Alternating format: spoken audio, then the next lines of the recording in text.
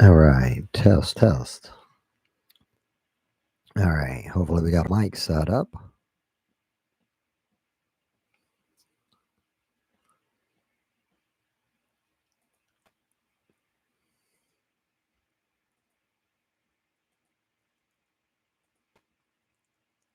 Okay,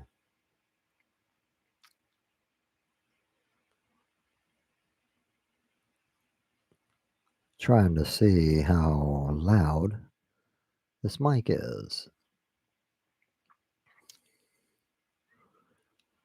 Okay.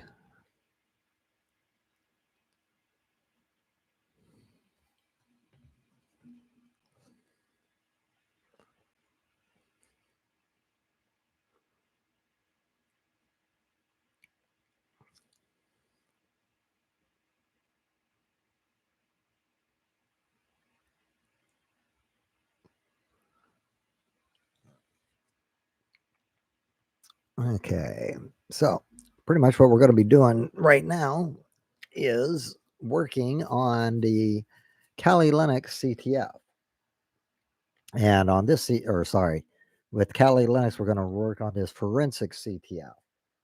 So, if we come back over here and we scroll up, I can show you what I've already started doing here.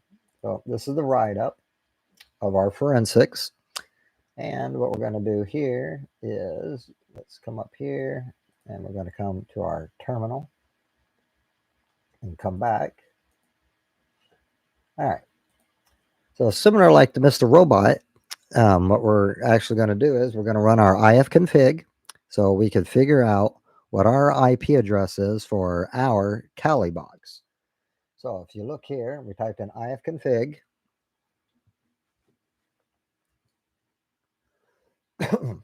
And I got my second monitor over here, so I'm trying to adjust where I can get them side by side.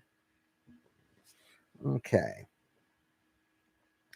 So, as you see right here, I've got the 192.168.148.131. Let's pull this mic toward me some. All right. So I have 148.131. This is my Kali box. So in the next one, we did a net discover command. Now with the net discover, it takes a little bit longer, but if you notice here, we came up with the 192.168.1, which that was my router. 254 is the loopback. 128 is our target address. Now another scan that we could run, if you notice here, was ARP. ARP's way faster. So if you notice here, we got 128 again. Now, another thing I would like to do is actually step through with the forensics, looking at some of these notes. Okay, so here's the ifconfig. And if we come down, whoops, didn't want to come down that much. Come back up. Okay. Go over here, type here. Doop, doop, doop, doop, doop. So right here, see we got the DHCP networking protocol that gives you an IP address. So what is my IP address? So if we click this, it should open in Firefox for us. So in this article, and like I said, I got a PDF for this, it breaks it down. So it tells us, let's get rid of this. What is DHCP and how does it work? So if we click here, we'll scroll down. Let's read through this. Every time you use your computer or smartphone and go online, Dynamic Host Configuration Protocol, the DHCP, is working in the background. While you probably will not have to configure your DHCP settings unless you're a network administrator, it's still good to know what DHCP is and how it works. In this guide to DHCP, we'll cover the DHCP servers, DHCP clients, DHCP relay agents, IP address pools in DHCP, why subnet masks matter for DHCP, lease time in DHCP, gateway addresses in DHCP, the advantages of DHCP, and the disadvantages of DHCP. Hey, sup, Panda? Nice to see you, my man. Like I said, I'm just testing and I was going to do some security training some more. This is the next CTF capture the flag that I'm actually set up. This is more of a forensics one, so we're going to learn a little bit more tools here. So I'm kind of going over some basics of networking. So right here, what is DHCP? Before we talk about DHCP, we need to talk about public and private IP addresses. Now, to break this down, if we're looking here, when we looked at our IP address here, it said 148.131. So what I would need to tell people is there's a difference between your local IP address and a public address. This is a local address. So, and it'll break it down in the article, but I'll give you a little bit of information. This will be in the networking courses. 192.168.148.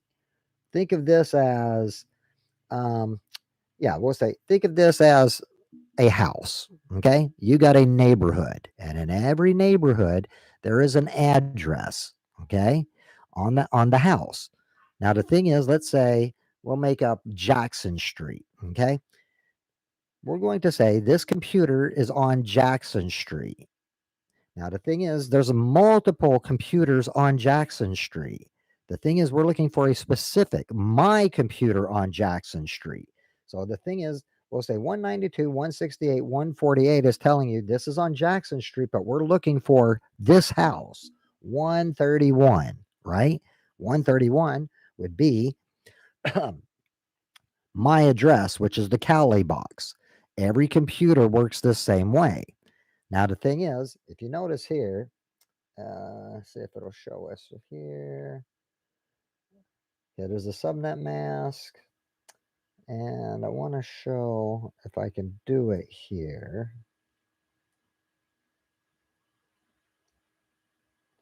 And let's see, I'm looking to the other interfaces here.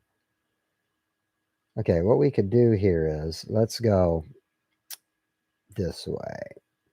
Okay, so the way that DHCP works is you get your public address, that's your local, and then through your internet service provider, your ISP, you now, which we all have an IP address.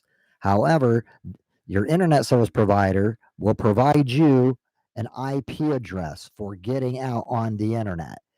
You and I cannot afford this. This is what companies purchase. And these are the ranges that we have. Okay.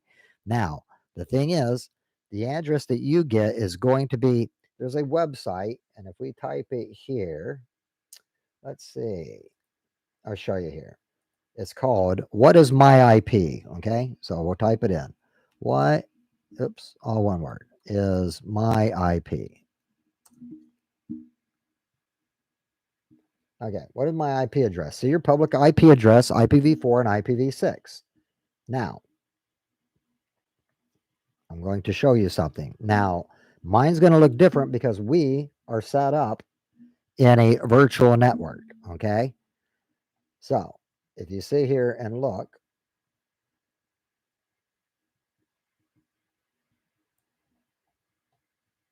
this is an actual IP address that's being broadcasted out. Now, I'm using a VPN that is located here in my home state of Florida. Okay. The thing is, this IP address is an IPv4. Now, this is showing the IP address that I'm using with my VPN. Now, without my VPN, you would actually see the physical address. Now, the thing is, IPv6 is showing that it's not detected. Now, if you notice, this address is different than what we saw here, the 192.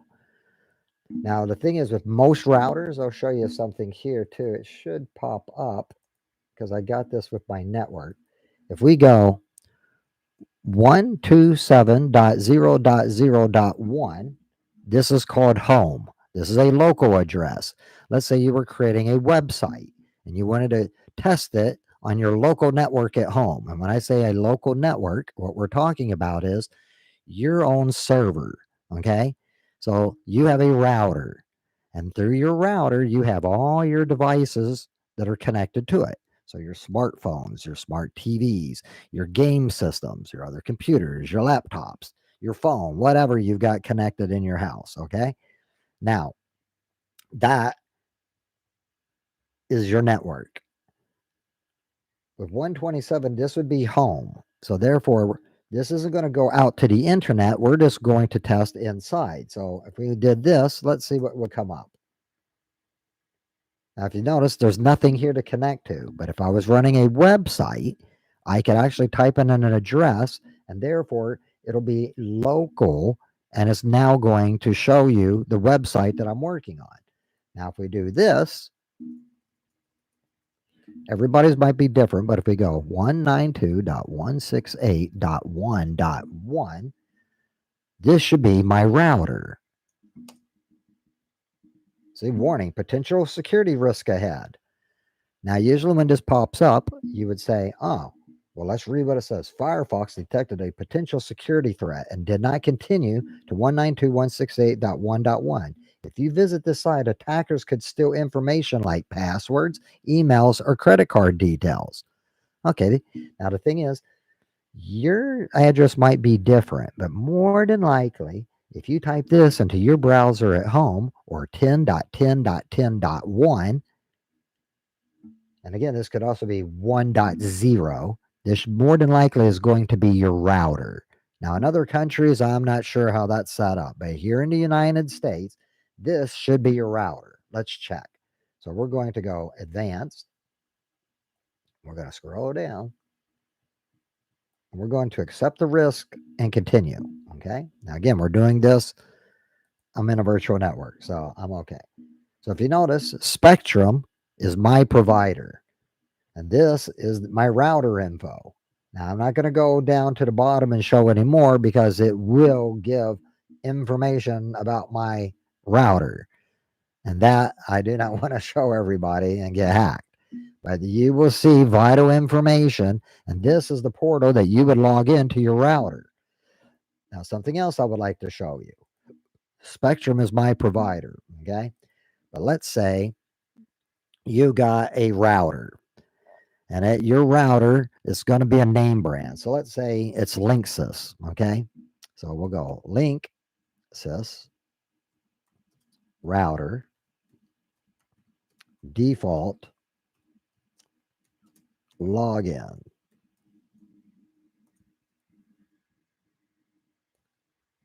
Now, if you look here, it's going to give me different models. But if you look, the default username is admin. The default password is admin.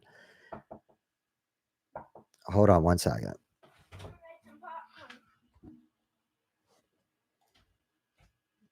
Okay. So what's going on? Sorry about that. That was my niece. She made some popcorn. So, all right. So the default username is admin. The default password is admin. Now, the situation that we do here and stuff is if you look on your router, there's usually a sticker. Now, if you look on the back of your router, actually, you know what? I got a router. Give me 1 second. I should be able to show you visually.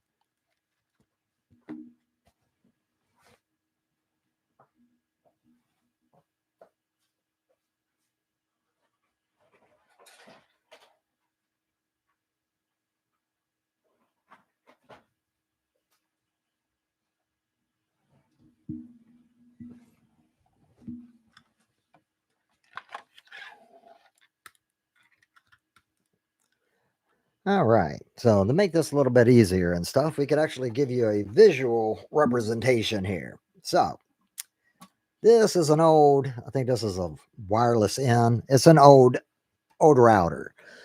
This is Netgear. So let's type in Netgear on this. So we're going to go back and we're going to just say Netgear default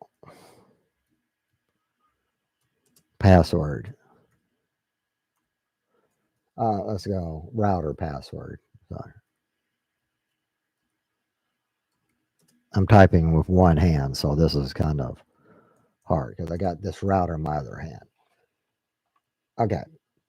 You notice here, Netgear default router password. Password. Enter the router username and password. The username is admin. The default password is password. The username and passwords are case sensitive. And if you notice, this is February 5th of 2024. Now, to show you on a Netgear router, if you look on the back, you will see here's your power button.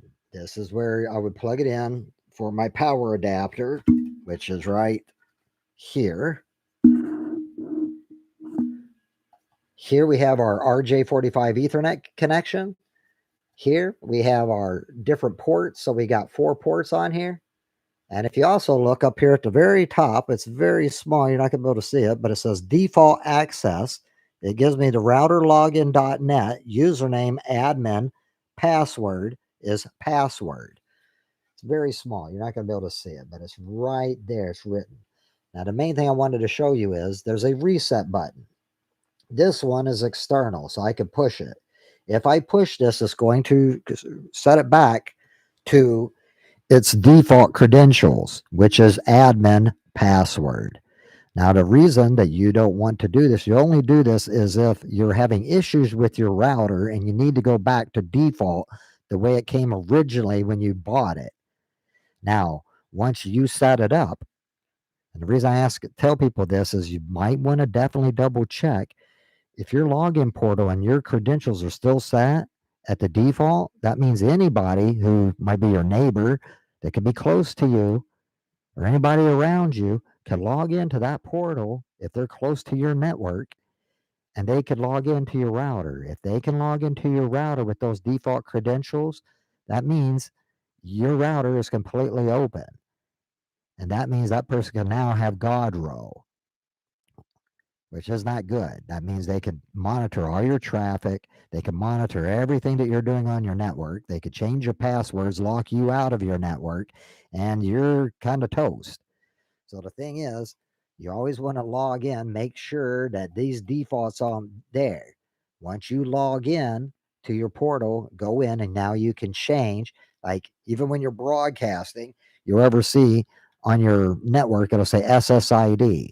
That's the name that is broadcasting. Once you log into that portal, you can change the configurations on your router. So therefore, you could change your SSID to, I don't know, Smurfs. You could call your network whatever you want to call it. Therefore, you could also set up whitelist, which would be certain networks or certain IP addresses that you want to allow to connect to your router. You could blacklist. So you could say there's certain IPs that you don't want connecting to your router. Now, there's other features. It depends on the router, what features are there. Some have a firewall built in, some don't. Some of them have extra other features that you can add and stuff that normally off the shelf, and the one that your ISP probably provides you probably don't have a lot of features. If you bought one off the shelf, again, there's like the Nighthawk, which is a Netgear. Those are actually pretty nice. Again, the more current ones are like Wi-Fi 6. They get a broader a broader range compared to this that don't have any antenna. This is old. In my networking class, we'll go over the types of networks and stuff. You got B, G, N. Again, we go all the way back to early days, and the speeds have gotten faster. When I said RJ45 Ethernet cable, that is the actual name that we call it. It's a twisted pair. And if we look at the connection, you guys can see it's a standard Ethernet cable, which looks like our old phone jacks that we had back in the day when you had landlines. But this is called RJ45. Usually comes in 5-6 foot cable links. You can make your own. If you ever get into PC repair or into the networking field, you'll be learning how to crimp and make your own RJ45s and switch ports and all that good stuff. All right, enough with the router. So let's go back to Okay, so main thing I just wanted to show you that to definitely double check, make sure that that portal or any of that information's not open. And if you do have it, something like that, go in, change your password, make it something secure. I would say 7 to 14 characters, preferably 14 characters, uppercase, lowercase symbols. And with today's computers and the way things are a lot more efficient and faster, I would always highly suggest getting like a password manager. A password manager can encrypt and also give you a better secure password. All you need to do is put one master password in, and it'll be used across all your devices, and it's encrypted. And then usually the encryption is, like I said, 512-bit encryption, and therefore it'll definitely be very secure. All right. Now, if we come back over here, get back, doop, doop, doop, let's talk more about DHCP so you'll get a better understanding of what it is. So before we talk about DHCP, we need to talk about public and private IP addresses. And let's look up this article and see what it says. It might actually give a better description than what I did. I was just trying to give a off the top of my head description. See, what is private IP addresses, understanding and uses? So if we scroll down, see, there's no place like 192.168.1.2. If you were searching for information on an IP address such as 192.168.1.1, which I was just telling you guys, or 10.0.0.1, you're most likely looking for a private IP address, not a public one, because, and you may not realize this, you have both a public and a private address for your home network. This is part of the basics of IP address. Sounds confusing? How can an IP address be both public and private? That's what this guide is for. This guide covers what IP addresses are, the difference between public IP addresses and private ones, and how to find your home router's public and private IP addresses. See, jump to the section you're looking for. And if we come down here, okay, see, so what is a public IP address? The IP address you see on our homepage that looks like this, 24.156.99.202, as an example of a public IP address. When you get a router for your home network, it's the job of your internet service provider, like I mentioned before, your ISP, to assign it a public IP address. This address can be accessed directly from the rest of the internet. Think of it this way. Having a public IP address is like having a P.O. box number instead of using your home address. It's a little bit safer and it keeps people from knowing your real address. So if you've ever wondered what a public IP address is, now you know. It's that simple. Now, about the other kind of IP addresses. What is a private IP address? Home routers, such as the Netgear or your router sitting at home, and same thing in companies, which those are usually Cisco or other vendors, will say home routers have a public IP address, but the ISP also assigns a private IP address number. Excuse me. It's also referred to as a local IP address. It's usually the same address for the other models from that manufacturer, and it can be seen in the manufacturer's documentation. So if we come, yep. Okay. All right, your public IP address is the IP address that someone on the other end of the internet activity would see should they bother to look for it. That's the only reason it's known as a public IP address. With traditional snail mail, if y'all remember email and using all that, and it's original mail, when you stick it in the mailbox, stick a stamp on it, and send it across the country or across the world. And again, more than likely, more than one stamp. You would send a letter.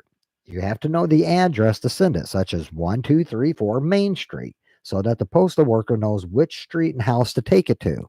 Like I was telling you earlier, that when you're actually setting up the IP address, there's the street number, and then you also have your house number. So if we come back down here, and it looks like we got another user. Oh, Ultimate. How you doing, Ultimate? Nice to see you, my man. Okay, the internet works similarly, except it directs your personal activity, your emails, your answers to Google inquiries, and towards the electronic messages, your computer IP address. You couldn't do much without a public IP address. It's your passport to the internet. So, how private and public IP addresses work together? In theory, your computer must have its own unique IP address. Now, that's the other thing I wanted to actually mention.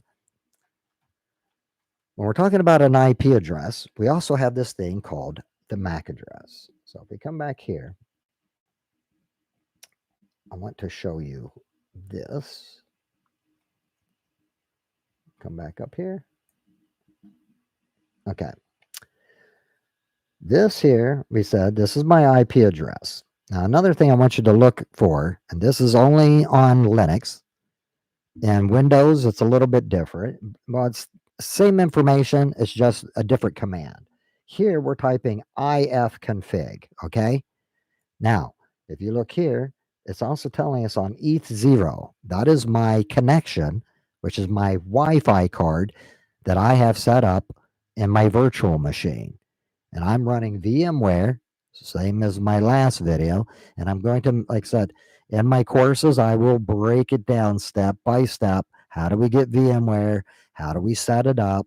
That's which that'll be.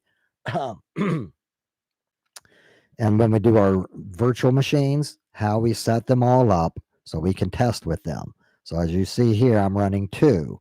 We have our Kali, which is what I'm in here.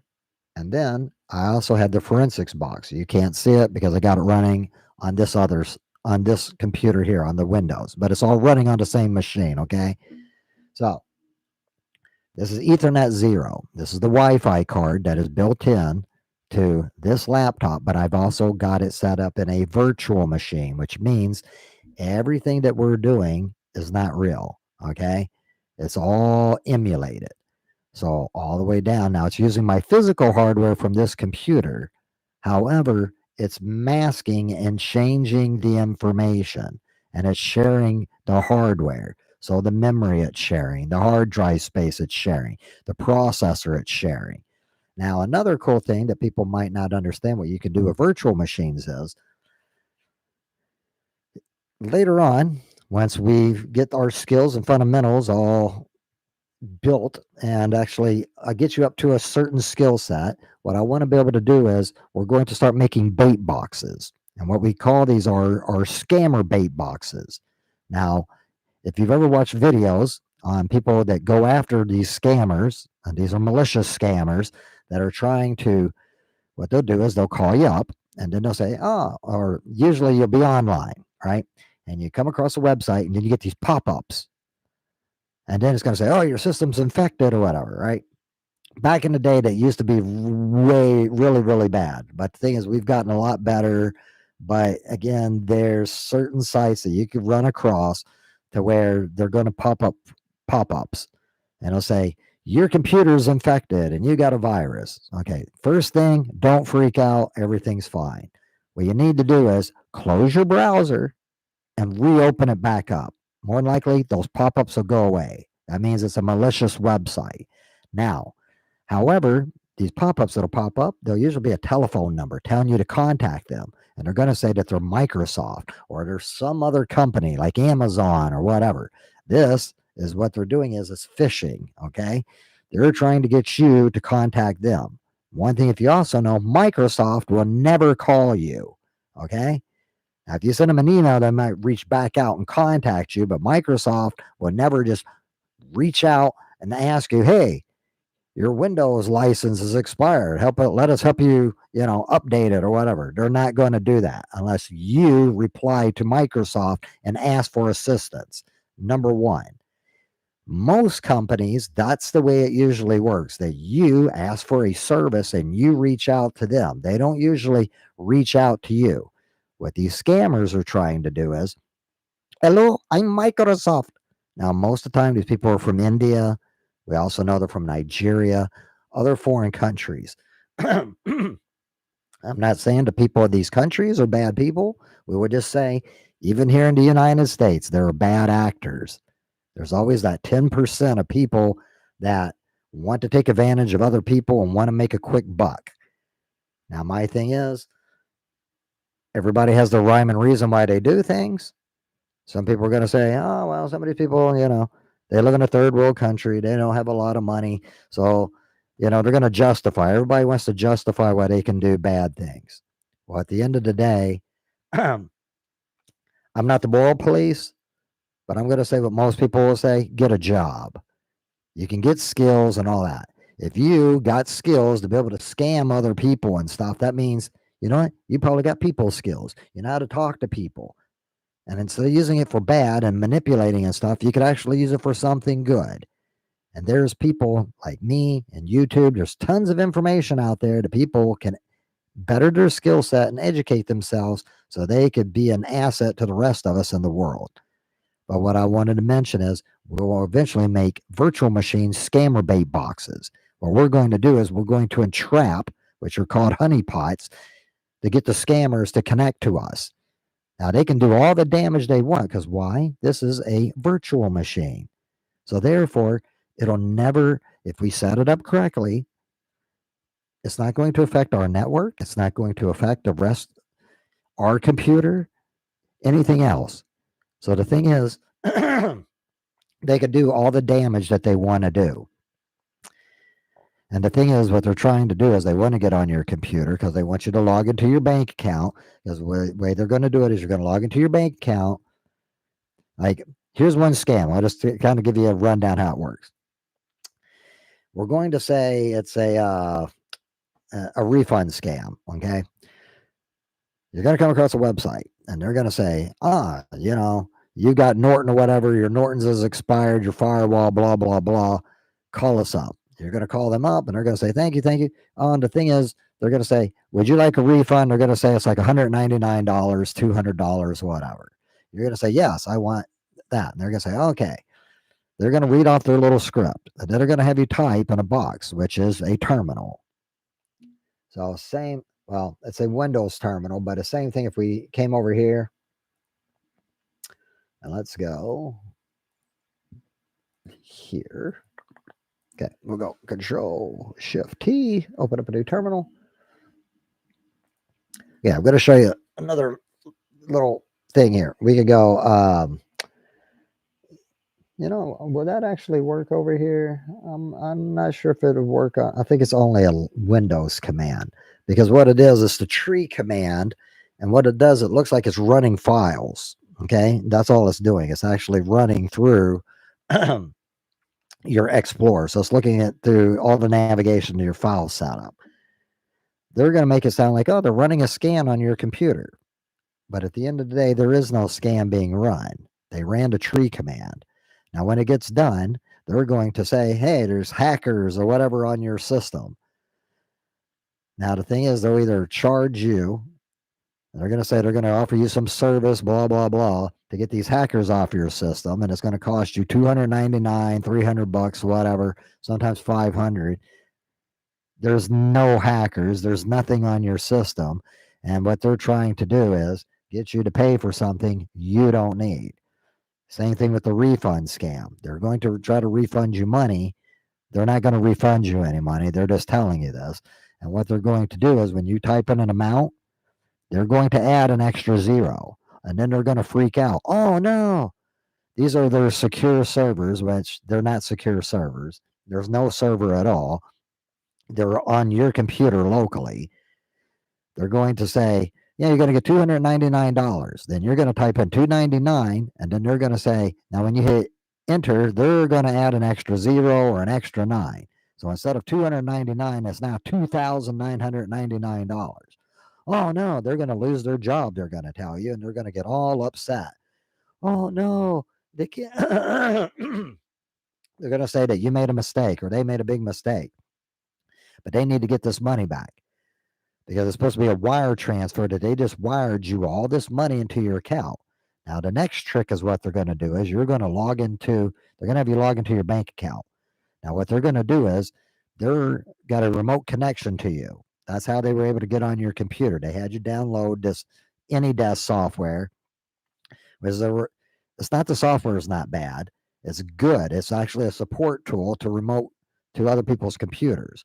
However, what they do is the connection and stuff that they're using, it's not secure. You read them the password to let them connect, which again, never let anybody connect to your computer unless you know exactly what they're going to do or you're there to assist them.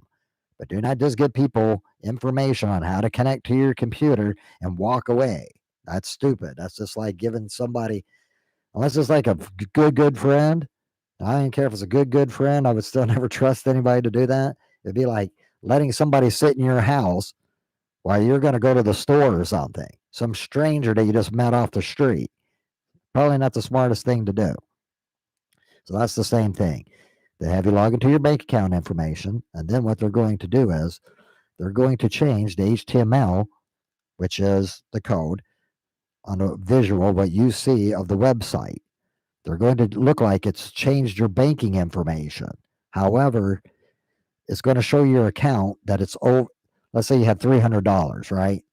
They were going to say they gave you an extra 1,000, right? So now it's going to say $1,300. The thing is, there's no extra $1,000 in the account. If you refresh the page, your bank account's going to go back to exactly what it traditionally is. But since they changed the HTML code, they're going to make you think there's $1,000 in there. So therefore, they overpaid you. So now, what they ended up doing is they're going to have you transfer $1,000 worth of your money over to them. And the way that they usually do it, they're usually going to take it as a wire transfer. They're either going to have you go purchase Bitcoin or some Google Play cards or whatever. Now, the reason why they're doing this is they're transferring money because they're trying to launder money. And what they're doing is laundering the money so they can clean and wash it and therefore distribute it back out to whatever currency or whatever that their country uses. Now, in the United States, if anybody's trying this type of scam in the United States, you will be prosecuted to the full extent by our government. Now, the thing is, a lot of these countries are outside the U.S. jurisdiction. Therefore, we have to hold these countries accountable. And how do we do that? We have to put pressure on their government or their police department or cyber investigations team to go after these guys. But we do know there are many countries that are corrupt.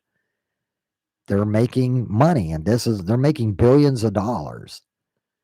I can tell you here in Florida, senior citizens get taken advantage of all the time. People are losing their life savings. And people think like, oh yeah, it's not just older people. Anybody can fall for this type of stuff. And I understand people don't like talking about it because it can be embarrassing, or you might feel, oh, you got duped. If you got a grandparent or whatever, now, especially with younger kids, I would say, you know what? Yeah, take care of the older people. Check, make sure that they got strong passwords. But again, all of us should be doing this. But at the end of the day, you got to think with companies. And that's what I'm trying to teach people with is the information we're going to learn is how to protect infrastructure in companies. Now, the thing is, through CTFs, these capture the flags, these are vulnerable on purpose, but it's showing us techniques on how we can exploit and find devices. So, if we come back here again, we now know about DHCP somewhat, about the public and private addresses, okay? So if we come back here, let's see, go back. So we know private addresses and local addresses, but I want to go more into the DHCP. Saying they got static and dynamic IP. We'll cover that more once we get into the networking classes. So now let's go. IP addresses are a string of numbers assigned to you when you go online. They work a lot like mailing addresses. They tell websites where to send data after you requested it. And you can read our full guide to IP addresses and more in depth. And I'll be able to share these links and stuff in the PDF when people take the classes. And speaking, since I keep mentioning these classes, I got a Google Classroom set up. Anybody who's watching this video as well, If you look up in the description of my mentors homepage, I have a Discord community that I officially launched. It's free. Anybody can join it. There is a vetting situation. Well, you're going to go through a vetting process. It's a pretty simple vetting process. The way that it's set up is once you click on that link, if you have Discord, all it's going to do is check to make sure it's a valid email address that you used when you signed up for Discord. And Discord is verifying that. Once it's verified, you can now enter into my Discord, the mentor. And when I say my Discord, it's our Discord because we're a community. So it's the mentors Discord. Once you join into the Discord, it's going to give you a landing page and it's going to ask you a couple little questions. And again, simple little questions. One, pretty much, if you like to learn with the classroom, if you want to learn more about my courses, I got a Google Classroom. I'm still working on the courses, I'm putting it together. But the thing is, if you're interested in the classes, you'll be assigned a role. Once you get that role and stuff, you'll have a channel that'll be unlocked. Now, if you don't want to study or do any of the courses, the Discord's still free. There's other channels that's open up. And actually, you know what? Can I show, I could probably show that right here. Let me show you what I'm talking about. Okay, pull it back over here.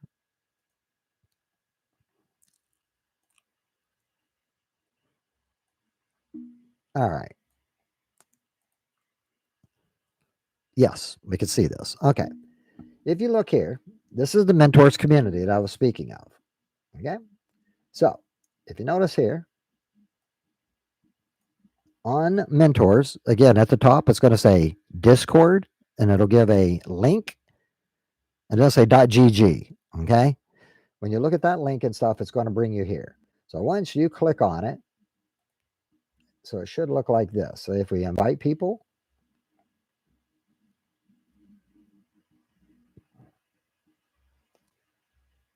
it's because I'm sharing. Okay.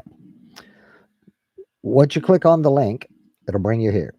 So if you look here, it's going to bring you to this welcome page. So if you see, we got some new people that's actually joined. And right now I got 2 people. And if you see right here, this is me, mentors. I'm offline right now. But once you actually join and you come in, you're going to become a verified member. It's going to give you a number and let everybody know you're verified.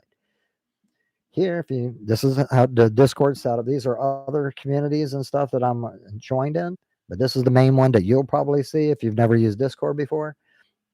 You got a welcome channel. These are events. So when I have events, it'll notify you of the events. Channels and roles, that's for me. You have members. This is for me. We also, when you come in, you're going to have to read through the rules, and all you have to do is just accept them. They're pretty much they cover all the bases that cover the terms of service with Discord. So therefore, it's just being respectful to other people and just pretty much simple. Like I said, I'll just read through a couple of them so you can kind of get the idea. Rule 1, be respectful. This means no rude or being harassing comments. Treat others the way that you would like to be treated. So a lot of these are just basic, no inappropriate language. Don't be cussing, whatever and stuff. We do got different age groups of different people here. You can also introduce yourself. There's announcements that I'll be posting and stuff when I have different announcements going on with the community. Here you can ask for help. So I got a blog that you can see here, like a little forum. So if you have any questions, feel free, ask the question and stuff. I'll get back and ask you and help you as much as I can. Suggestions and feedback. I'm always open for suggestions and any type of feedback to help the community become better for everyone. How to use Discord. So this is for any newcomers that's never used Discord before. I have Discord 101, which is for PC. And then if you notice down here, a tutorial for, again, I didn't make these were already made on YouTube. So I just posted some videos, but you can watch them right here. So this is for anybody using Discord on phone. It's a 101. They're not that long videos. I think they're like 10 or 12 minutes and stuff, but it'll give you all the general information that you need to use, especially if you're a first-time Discord user. If you notice right here, I will have my content. So like this video that I'm making right now and stuff, it'll be posted over here. It'll give you a link. So videos.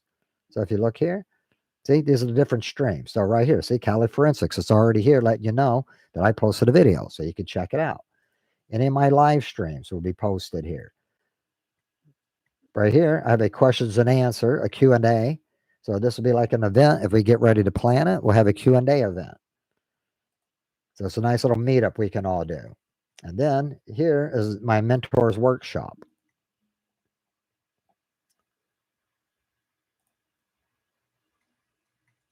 Shut this off. Okay. The mentors workshop, it'll be kind of like a one-on-one where we'll actually, and I'll show you down here, we got a little voice channels where we can voice and video, so we can all meet each other, introduce ourselves, say hi. You don't have to turn your camera on if you don't want to. And like I said, you can screen share, we can do presentations, we can do labs. So a lot of engagement. So that's one main thing that I have about this community.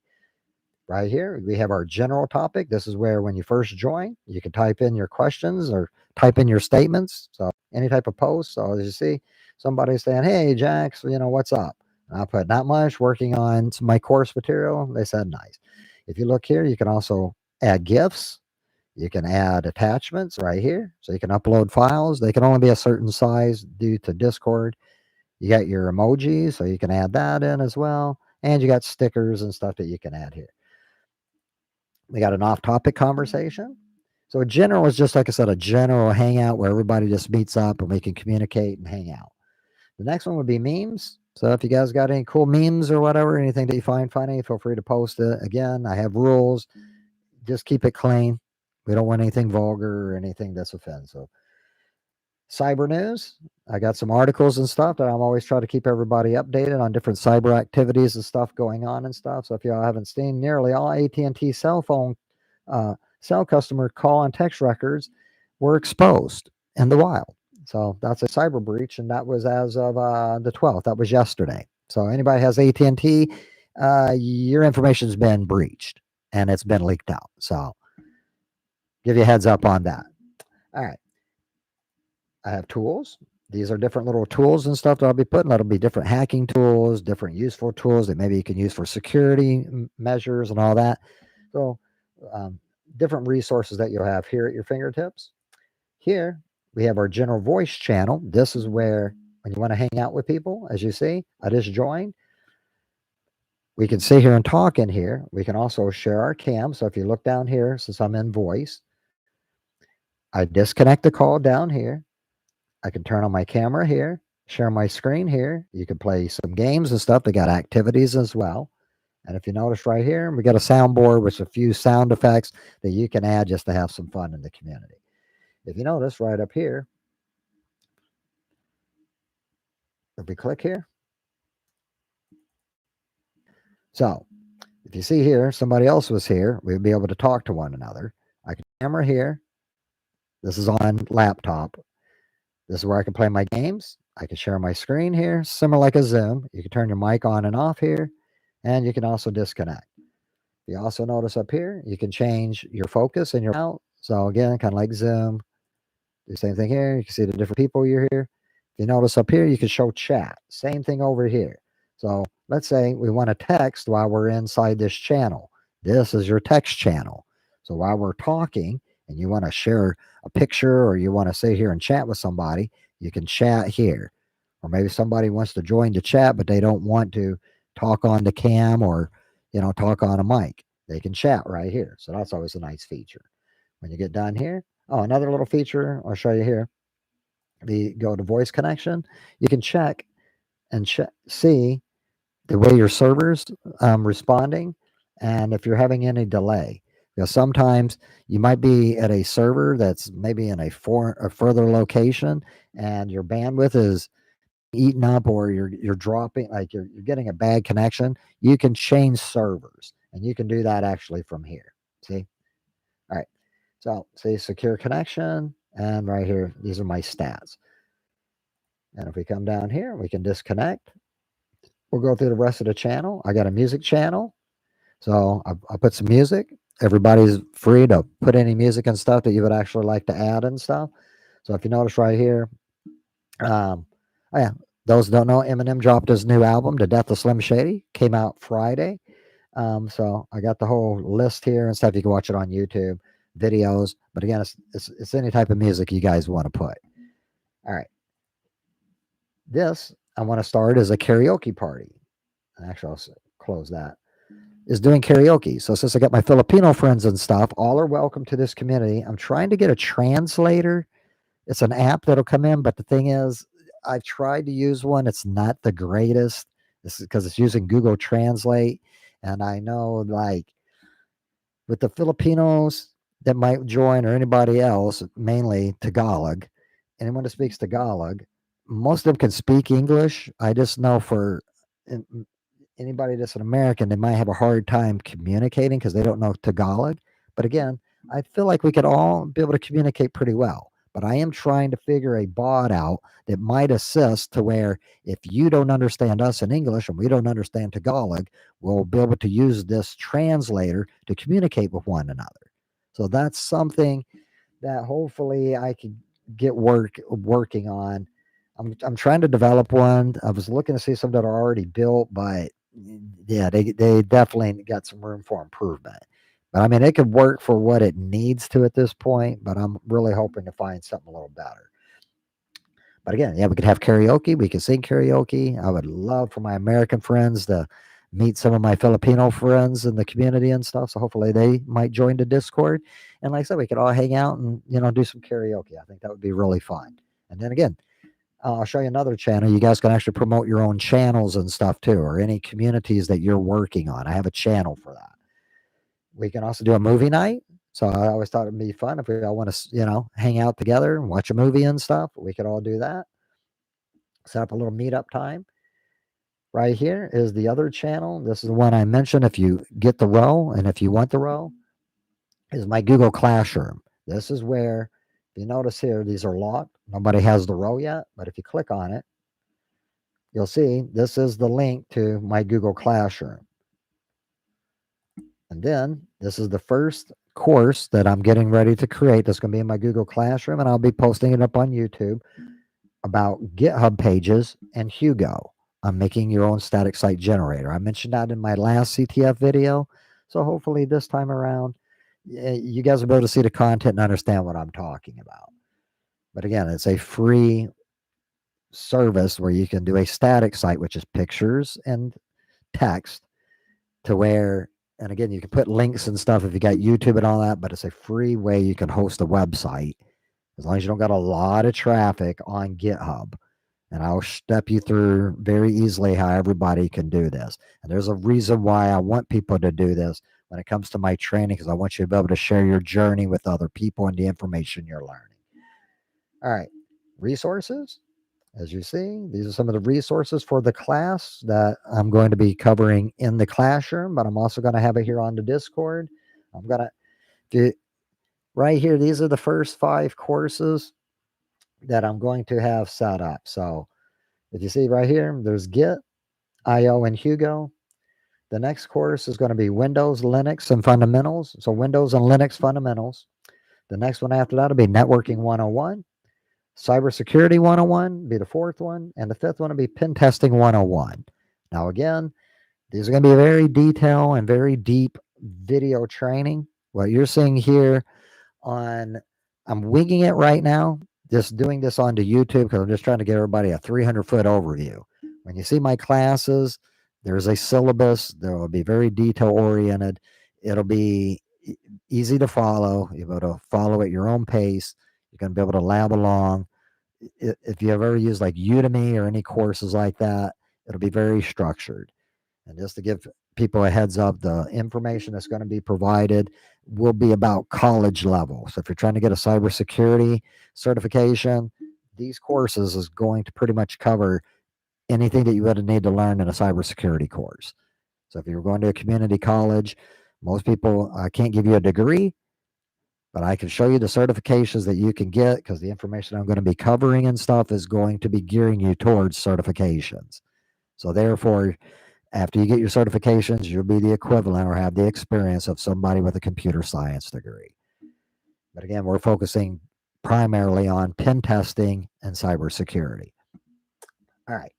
The next part that I have down here is this is my mod channel. So if anybody wants to actually be a moderator or an admin, I'm definitely going to be looking for people as the community grows. Right now, there's nobody here. I can pretty much do it by myself, but I do got some bots and stuff in play. But I'll be able to give my admins and the mods and stuff full control, being able to work over with the bots and be able to, just moderate the channel, make sure everything stays nice and clean and all that. We will build some more channels and stuff as we grow, and we'll build out and stuff. But again, that's just a general overview of what Discord is. I hope to see more people join. And if we come back here, let's see, we can get rid of that there. And since we're here, let's type in mentors. So just in case anybody not understanding what I was speaking of, if we come to my YouTube channel,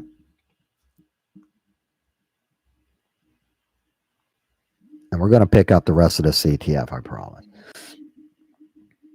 I should have started the video out with this before I got distracted.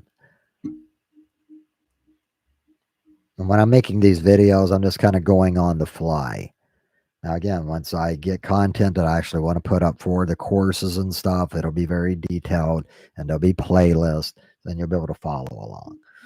All right. I'm trying to figure out the audience or people that are engaged and actually like this content that I'm doing. People that like the free flow, or people that want to have a more structured, book oriented, video oriented. I'm trying to figure out how everybody learns. And the thing is, right now, since I just started my channel back up again, I'm trying to get back into the flow of things. So I'm just trying to get comfortable back in front of a mic, back in front of a camera. So if you guys are like, wow, this guy just rambles on, that I do. However, this is mainly for me, and hopefully you're getting some entertainment out of it too. I'm just trying to get a little, like I said, more relaxed, comfortable behind speaking again, speaking on the mic, and being able to do a presentation. Just working all the, tweaking everything out, making sure that everything's going to work correctly when I need it to. Okay. So if you notice here, in the description at the very top, about welcome to Mentors community. Do you enjoy networking, information security, or pen testing? Which, as you see, that's what the Discord is going to be covering. If so, your journey begins today. No experience, no problem. I will provide you all you need to explore the rewarding and exciting career we call InfoSec and networking, or IT. So let's get motivated and start exploring and creating some labs and break some stuff. Hoorah. Mentors Discord community invite. So all you have to do, you take this invite, and I'll show you how you're going to do this. You're going to copy this invite. And if you click on it, it'll also take you to Discord online. If you haven't created an account, it'll tell you can create a free account. You sign in with the email and stuff. And just follow it step by step. It'll show you there. If you already have Discord, let me come back over here, grab this. Okay. If you look here again, we grab here. We're going to come all the way down. On yours, you won't have this. I just have a lot of channels or a lot of different other communities I'm in. If you come here, you're going to hit a plus. It says create your own server. Have an invite already? Join a server. So what you do, you go join a server, and you're going to take that link that I provided. You're going to copy, post it here, join server. Bingo, bango, you're into the community, and you're on your way. So that's how that would work. All right, so let me get rid of this. Bring this back down there. I'll pull this back over to my window. So let me grab it again. All right. Okay, so that's enough for the Discord there. Bring this. All right. So let's get back to when you set up an internet connection in your home, usually pay for the service from the internet service provider, an ISP. ISPs have whole databases of IP addresses that they can assign to their customers, and they will assign a public IP address to your home router or gateway. Okay. Now, again, gateway is to show you here. Let's go back.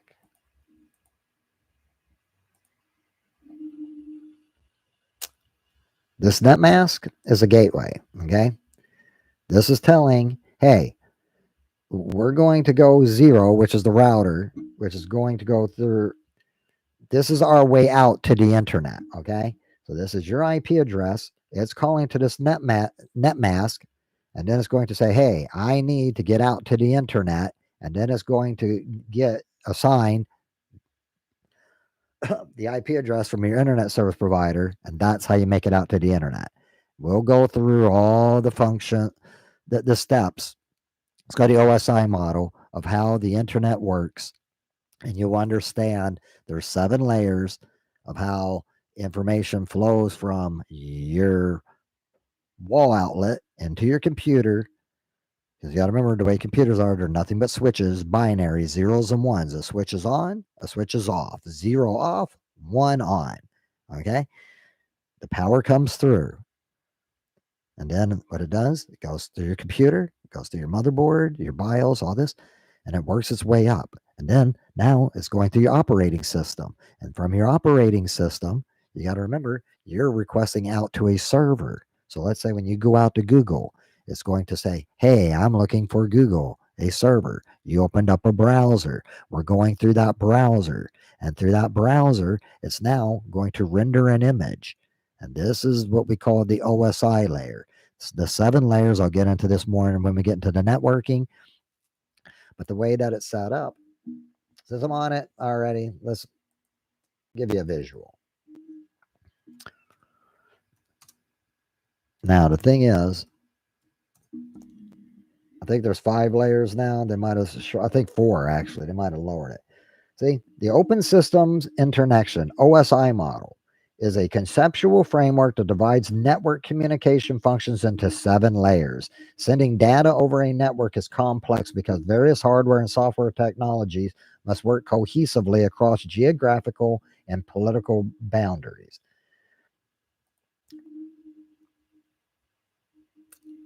Now, this is AWS, Amazon Web Services, but let's see. They should give us a model. If they give me a picture, I want to see a picture. Yeah, let's go back.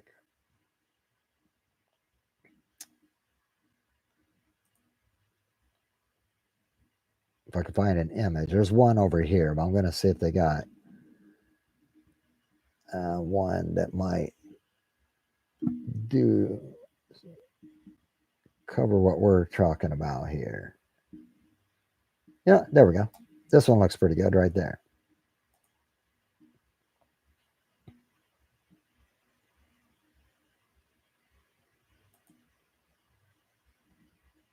Hey, come on, open.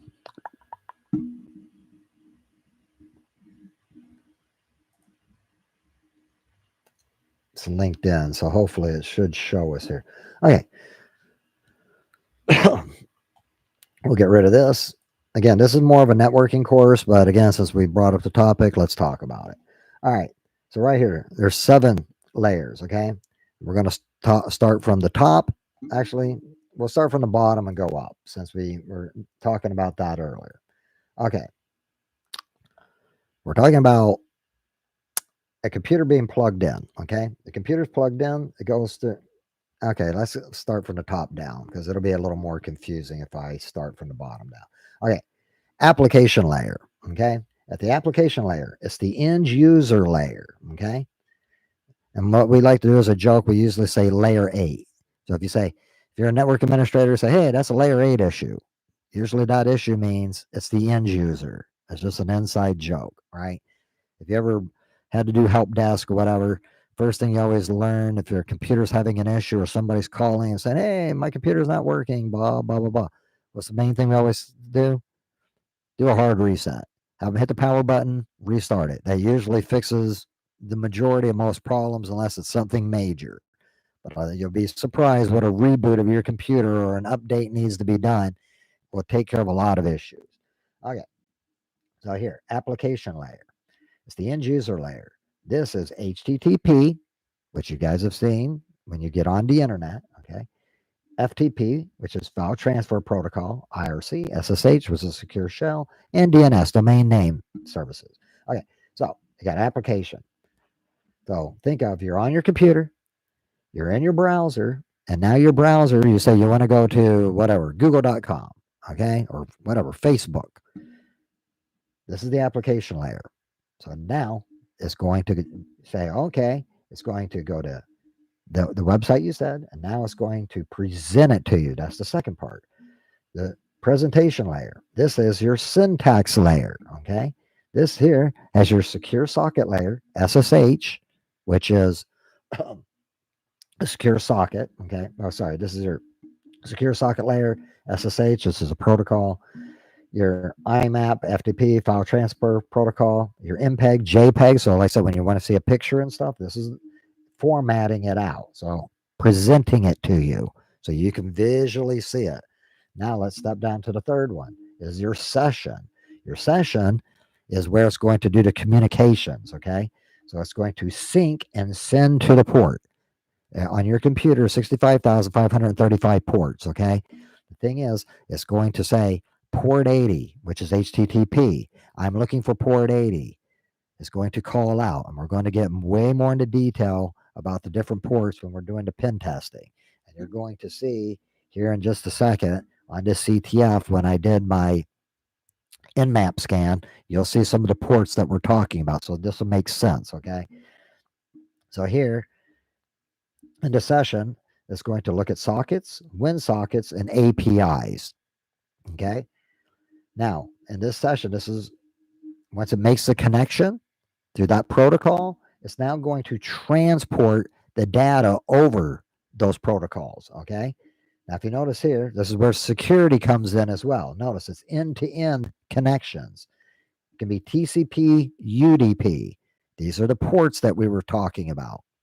We'll discuss way more into what TCP and UDP actually stands for and which are more, there's different use cases on why you would use either or, TCP, UDP, okay?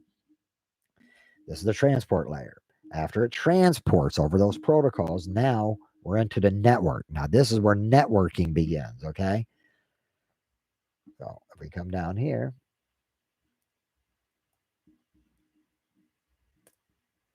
there should be one more. So we got a router and the network.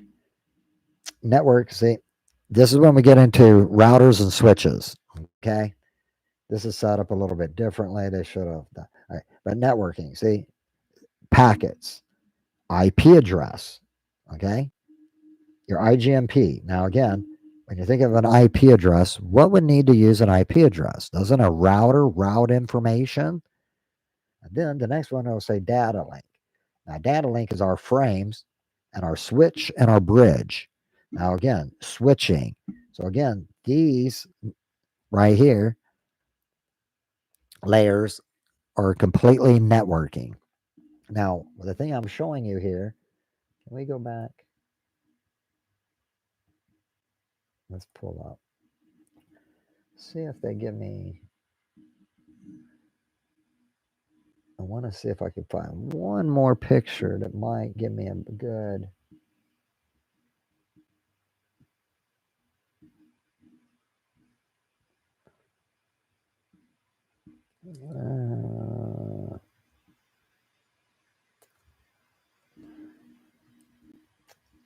The transport network data link, and then you got your physical. So I'm trying to see if this one here might do too. Let me see. Will this one load up? This ain't as all colorful, but it might actually give us some of the information that we're looking for.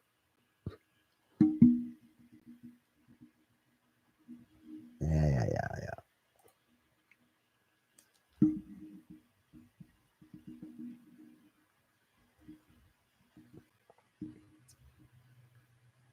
Okay, so this actually gives us a nice little simple application too. So the application layer is a human-computer interaction layer where application can access the network services. Presentation layer, which is 6, ensures that data is as usable format and when data encryption occurs. Okay. Session layer maintains connections and is responsible for controlling the ports and sessions. Transport layer is 4, transmit data usage during usage transmission protocols, including TCP and UDP, which we'll go into a lot more in the networking class. Network layer decides which physical path the data will take, which is routing. The data link defines the format of the data on the network, switching. The physical layer transmit raw bits and streams over physical medium. Each one of these layers breaks down a job that we actually use in the IT world. This will give you every job that you will ever do in IT or cybersecurity. So if you see these three layers here, especially these two here, this is networking. Okay. Cybersecurity will say you can cover all these because, again, the physical layer that could be reverse engineering. This could also be hardware cracking. This could be, let's say, if you wanted to make Intel processors, you want to get down to the actual silicone. That's where these people would do this job. Okay. Right here would be like your server guys. This would be like your switching guys, definitely networking people. Routing and switching, again, networking. Transport layer, this would be more like security. So again, when I say security, we're talking more like firewalls and all that stuff. So that's where your jobs would be: a network administrator, system administrator. You're right around here. Session layer, dealing with the ports and stuff, still network administrator. This could also be a dev team. So again, when you're making your applications, you got to understand how they all communicate. Presentation, this would be like your graphic artists, people that make websites, people that do your video. So again, you would lay here, application layer. These are the people that actually make your apps, your software, your programs. And again, it all works the same way. It starts here. Here's the user. So Radware or whatever, that would be the end user. The information goes down. It goes across this way, connects to the other computer or a server, and it's going to go the opposite. So now it's going to go physical layer and work its way back up to the top. Once it comes here, it works its way back down to send a message. So it's like, hey, Google, if you're looking for Google, right? www.google.com. Goes to Google, steps through all the layers, sends those packets out, and it steps all the way. It reaches Google server, goes up Google server. It's going to reply. Then Google's going to respond back, and it goes through the same process back. Now, again, this is doing it in milliseconds, so it's instantaneous. It's this fast. Okay. All right. So since we're past this part, that's OSI model. And we'll go way, way, way, way more deeper once we get into networking. All right. And let's see. Yeah. Some of this information, yes, it's showing you right here. See, there's your router. There's your smartphone. See, it has a private IP address. This 192, again, this is just a make-believe address. But again, there's your smartphone. It connects to your router. See, your router is giving the IP addresses. It hands out IP addresses. It assigns them. So notice your Xbox, your laptop, your smartphone. And if we come back up here, see, your public IP address comes from your ISP, right? And if we come down here, it hands it out to your router. Your router hands it out to your devices. See, that all makes sense, right? Okay, now we're ready to explain DHCP. At home, you have several devices with private IP addresses. It would be really annoying if you had to manually assign the IP addresses. Could you imagine? Now, that's called static. You can do that. Again, if you're a networking geek, kind of like me, you can set up same thing in your virtual machines. You can set up different devices and give it an IP range. And the reason why I do this is if for some reason somebody was to get on my network, and even though I'm in a virtual network, I know every address that's in that network. So therefore, I've got at the end from 0 to 255. 255, 0 and 255 we're not going to use. 254 is a loop back. So therefore, I got 253 addresses. I don't have 253 devices. Because if you remember, when I was showing you guys this, I know I'm speaking very quickly and I'm covering a lot of information. Again, it will all make sense once you actually see the course material in a formatted, laid out easy to follow information. I just feel like this is a 300-foot view that wins. You hear this information, you see it, you're like, oh, wait a minute. I remember you talking about this once before. Right here, 255, 255, 255.0. Okay.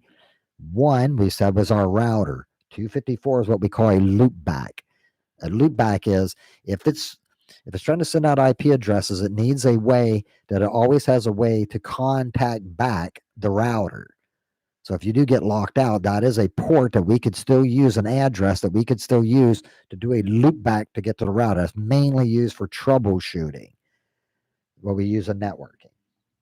Okay, so if you also notice here, there's this other address. If you look at this one, it's a weird looking one. It has letters. This is called IPv6. IPv4 is what you see here. The reason we went to IPv6, and again, we're still transferring to IPv6s, we were running out of IP addresses. So they came up with this new standard called IPv6, which some companies and businesses, it's pretty much infinite now. We should never run out. And the reason that we were starting to run out, people were buying large scales, what to say, of IP ranges. And a lot of times these companies never use them. And that's why we said, well, we're going to come up with a new way of making addresses, which is IPv6 format. And notice that it's way longer. And I'll tell you more information. We'll give you a breakdown in the networking class of how the IP address is set up and how you can subnet it and blah, blah, blah, blah. We'll get into all that. All right. So if we come back here. Okay. Okay, see, it'd be very annoying if you manually had to assign your IP address to the smartphone every time you wanted to use it, right? That's why routers use DHCP. It helps internal networks, like your home network. Assign and manage IP addresses for each of your devices. And see, this is called the Internet of Things. Imagine if you were in a company or a business and you had, hundreds or thousands of computers, and you had to manually assign an IP address to them every time. And therefore, a computer goes off network, it goes offline, it can't be reached. These are all the issues of why there's some practicality to it, but it's also easier just let the router handle it, and it'll do its job. And then we also got smart routers and all that. You'll see in networking exactly what I'm talking about. Okay. Depending on the size of your household, see, you probably don't have more than 10 devices connected to your home or network at one time. But imagine a company that may 100 or 500 or even 1,000 devices connected to the same internal network. This is where DHC becomes much more useful. Network administrators can use DHCP to set up time limits, so the devices don't use the same IP address for more than a few minutes, which is a security. That's why they do that. So if you remember back in the day, we used to have these coins, and you would look at it and it would give you a number. Now, the thing is, you had to go log into your computer and usually had 30 seconds, less than a minute, to type in the little code that it gave you. Now, the thing is, we were thinking, oh, that was really secure and stuff. And every 60 seconds, it would rotate and it would give you a new code. It was encryption. We're thinking that was very secure. However, you do understand there's patterns, and computers are smart on being able to pick up patterns. And this is called cryptography. And they were able to do workarounds to get around that and exploit it. So therefore, that's a reason why we don't use a lot of these devices like that anymore. But the concepts and the techniques are still valid. And again, we'll go into more into that when we start getting into cryptography. See, this is where DHCP becomes more useful. Network administrators can use DHCP to set up time limits so the devices don't use the same IP address for more than a few minutes. They can also ensure that inactive devices aren't using an IP address that can be given to someone else. It makes managing an internal network a whole lot easier. The important thing to remember about DHCP is that it's a protocol for internal networks, and it's not used to assign public IP addresses, but private ones. What is a DHCP server? The DHCP server is one of the most important components of DHCP. In most home internet setups, the DHCP server is actually a router. So imagine you can actually sound pretty intelligent or more wittier now with your friends when somebody's like, yeah, I bought a new router. You can say, well, yeah, I just set up a DHCP server. Because in a way, yes, it's a router. It does the same features that a router does. So if you notice, what does a router actually do? It manages requests for IP addresses from the network and keeps a record of all the IP addresses it assigns. Now, isn't that nice? Now, again, in networking, we'll understand how it's actually doing these requests. Now, you got to remember, we're looking at it in a business environment. So, therefore, once you come in contact with that router can remember you. So, think about when you, on your Windows computer or some of your devices, you say you want it to remember you, where you don't have to type in your password every time.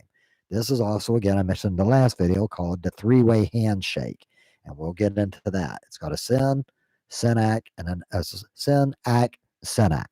Okay, so the way this works is, hey, Google, I'm looking for a server. Google, for instance, sends that SYN out. It's going to respond, hey, I'm a server. I'm Google. Sends it back. You're going to say, hey, I want to connect to you. Comes back. What next thing is, Google says, okay, authorizes you, you connect. Now, think about your router. Same thing. Hey, I'm looking for a router. Your router is always broadcasting. Hey, anybody want to connect to me? Your computer calls out, or your phone, hey, I want to connect to you. Oh, okay. He's going to come back. When you get ready to connect to him, he's going to go, oh, wait a minute. Do you know the password? If you got a password. Some people have their networks segmented. And what we mean by segmented is maybe you got part of your network that's open, that's free for maybe you got guests or somebody that comes over into your house. So I'm the same thing when you go to a hospital or anything else, they have free Wi-Fi. They got the network segmented. But that means they've got roles and configurations set up, hopefully, to where you can only do certain things on the network. But the network administrator means they've limited you. Now, the thing is, if you want to be a hacker or if you want to get into cybersecurity or pen testing, we want to see if we can get these roles. Can we find out these types of roles? Can we escalate our privileges? Can we maybe do an exploit to where we can grant ourselves these extra privileges on the network? I'm just trying to get your brain kind of flowing on understanding how the protocols work and questions that ask yourself, who, what, when, where, why. Now, I know a lot of times I mentioned before, why, like a little kid. At the end of the day, though, ask how. How does this protocol work? Right? How does the internet work? How does my computer communicate? How? If you understand these hows and you do the deep dives and get a good understanding and fundamentals of it, you will now understand the why. So when the why does pop up, well, why did that break? Oh, I know why. Because I had a wrong configuration, or it's using a different protocol that I wasn't expecting. Maybe there's traffic congestion. Maybe there are some packets that are being lost or dropped.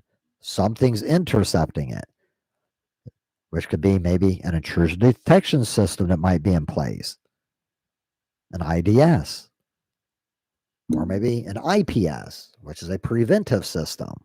So you got detection, preventive. Maybe it's a firewall.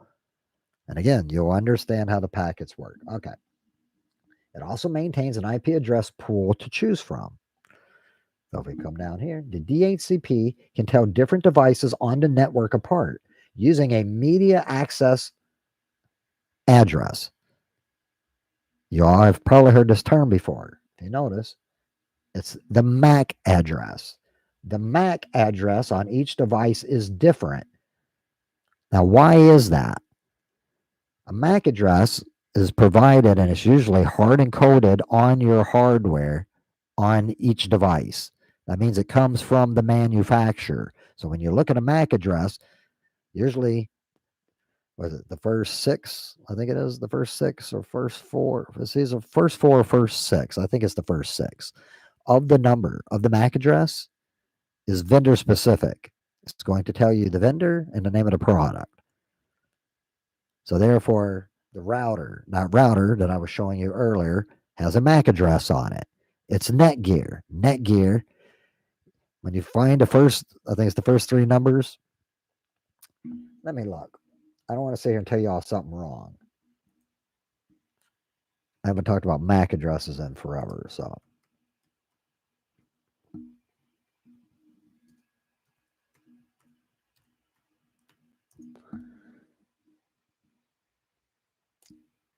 See how to find a MAC address for your device. I think it's the first four. This is from Marymount College. So let's see what information they give us.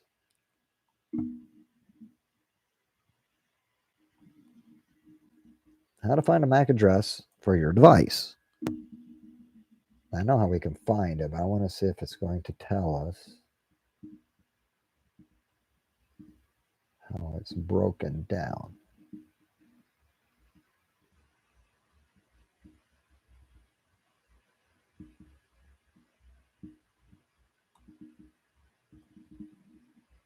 Yeah, let's click here and see if it gives me a MAC address. This is Amazon. Okay, no, we don't want that. We don't want to, I want to see if it shows me how.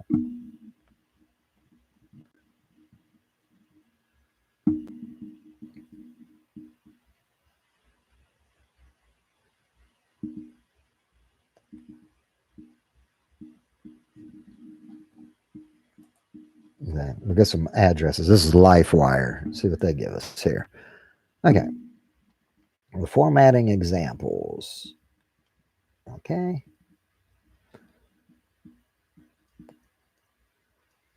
Say hardware addressing or physical addresses are embedded in the hardware network, manufacturing process, and stored in firmware design not to be modified.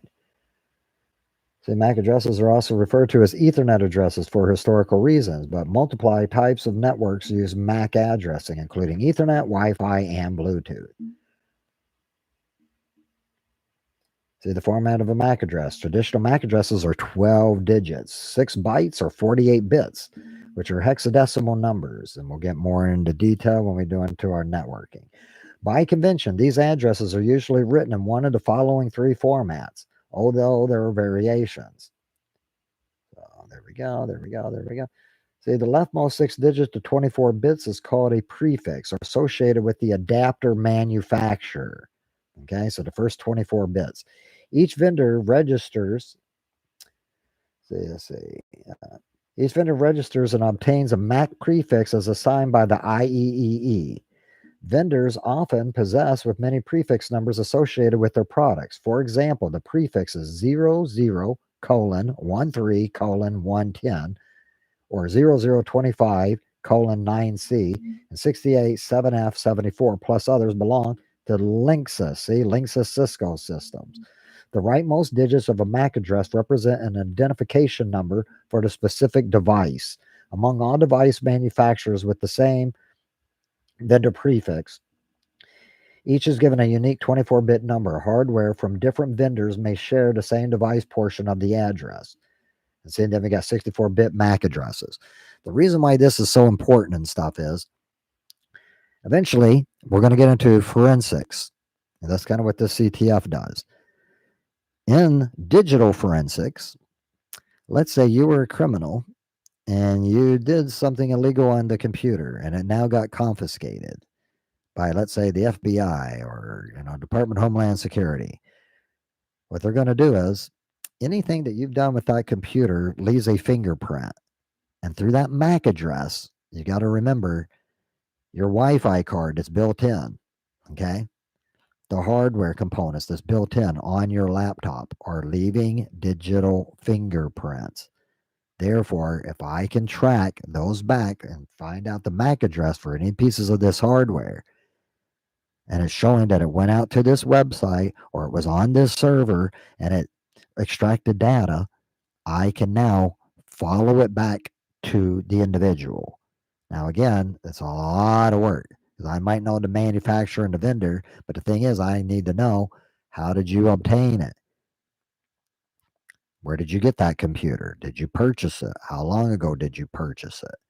So I have to look through a lot of records. It's a lot of time and effort, and it's like finding a needle in a haystack, but it can be done. And now with AI, it's making things a lot more, what to say, a lot more efficient. And computers definitely still help out quite a bit. And again, it's another field and line of work that people can get into. So I'm just trying to open up your brain to see different paths and stuff that we can do. All right. So enough with some of the little technical stuff here. We got the DHCP. I think we got a good understanding of that. Let's come back here to what we were doing here on the CTF. So we know this is my address for my Kali box. Kali is our attacker box. Okay. The forensics is our victim box. So what we did is we run a net discover command. With this net discover, it's going to show any other devices on our network. And if you notice, what I did here is, one, we realize is our router, right? We learned this earlier when I was discussing with you. 254 is the loop back. But we now notice there's a 128 here. Well, that's odd. There's no 128 in our network. Now, if you notice over here, the Mac vendor is saying VMware because I'm running this on a virtual machine. If this was a physical machine, you would actually see an actual physical MAC address here. And if you notice here, the MAC address, see, different pieces of hardware that we're seeing right here. And then I ran another scan called an ARP scan. Now, this one went a lot quicker. But again, same results, but this 128 again. So we need to find out what this 128 is.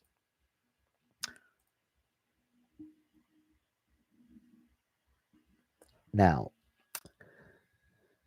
the next step that we're going to do after the 128, I'll show you some more information, but we're doing some recon right now, some reconnaissance on the target. This is the biggest thing that you will do when it comes to pen testing. Reconnaissance, reconnaissance, reconnaissance. Take as many screenshots and keep as many notes as possible. And I use Cherry Tree. You can use Obsidian, whatever. Cherry Tree is more old school. That's why I still like it. Obsidian's nicer because it can give you a nice graphic and lay everything out for you. It's pretty nice too. I use it as well, but for doing these types of project, I just tell people Cherry Tree is already included in Kali Linux, so you can use it. Actually, I think it still is, or I might have got discontinued, but it's still around. All right. So if you look here, this is where I take my notes, and you can do screenshots. So if we come down here, let's see. Okay, so we're doing the IP address. There's reconnaissance. See, preliminary survey to gain information. So let's break down reconnaissance here. This step in the pen testing methodology is the most vital for any successful pen test engagement. Stay diligent and steadfast. Patience is key, and the rewards are priceless.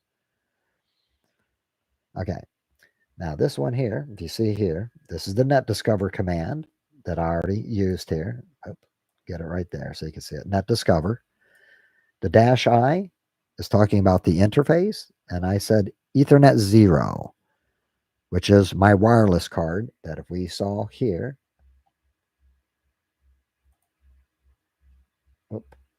go back one, right here, Ethernet 0. That's my Wi-Fi card for this Kali box. Okay, so come back here. So the command we use to scan all devices on the network and find our target device. Here's some resources. This is the Net Discover. See, it's a simple ARP scanner to scan for live host and a network. You know what? Well, let's look at this one. See what this comes up with.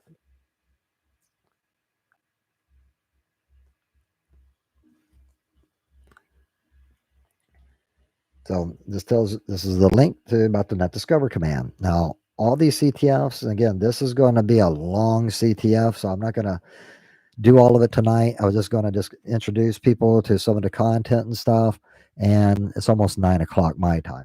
So I just want to give like a 300-foot overview. Main thing, I wanted to promote the Discord. So I would love for people to actually come, join, hang out in the Discord. I can get to know you.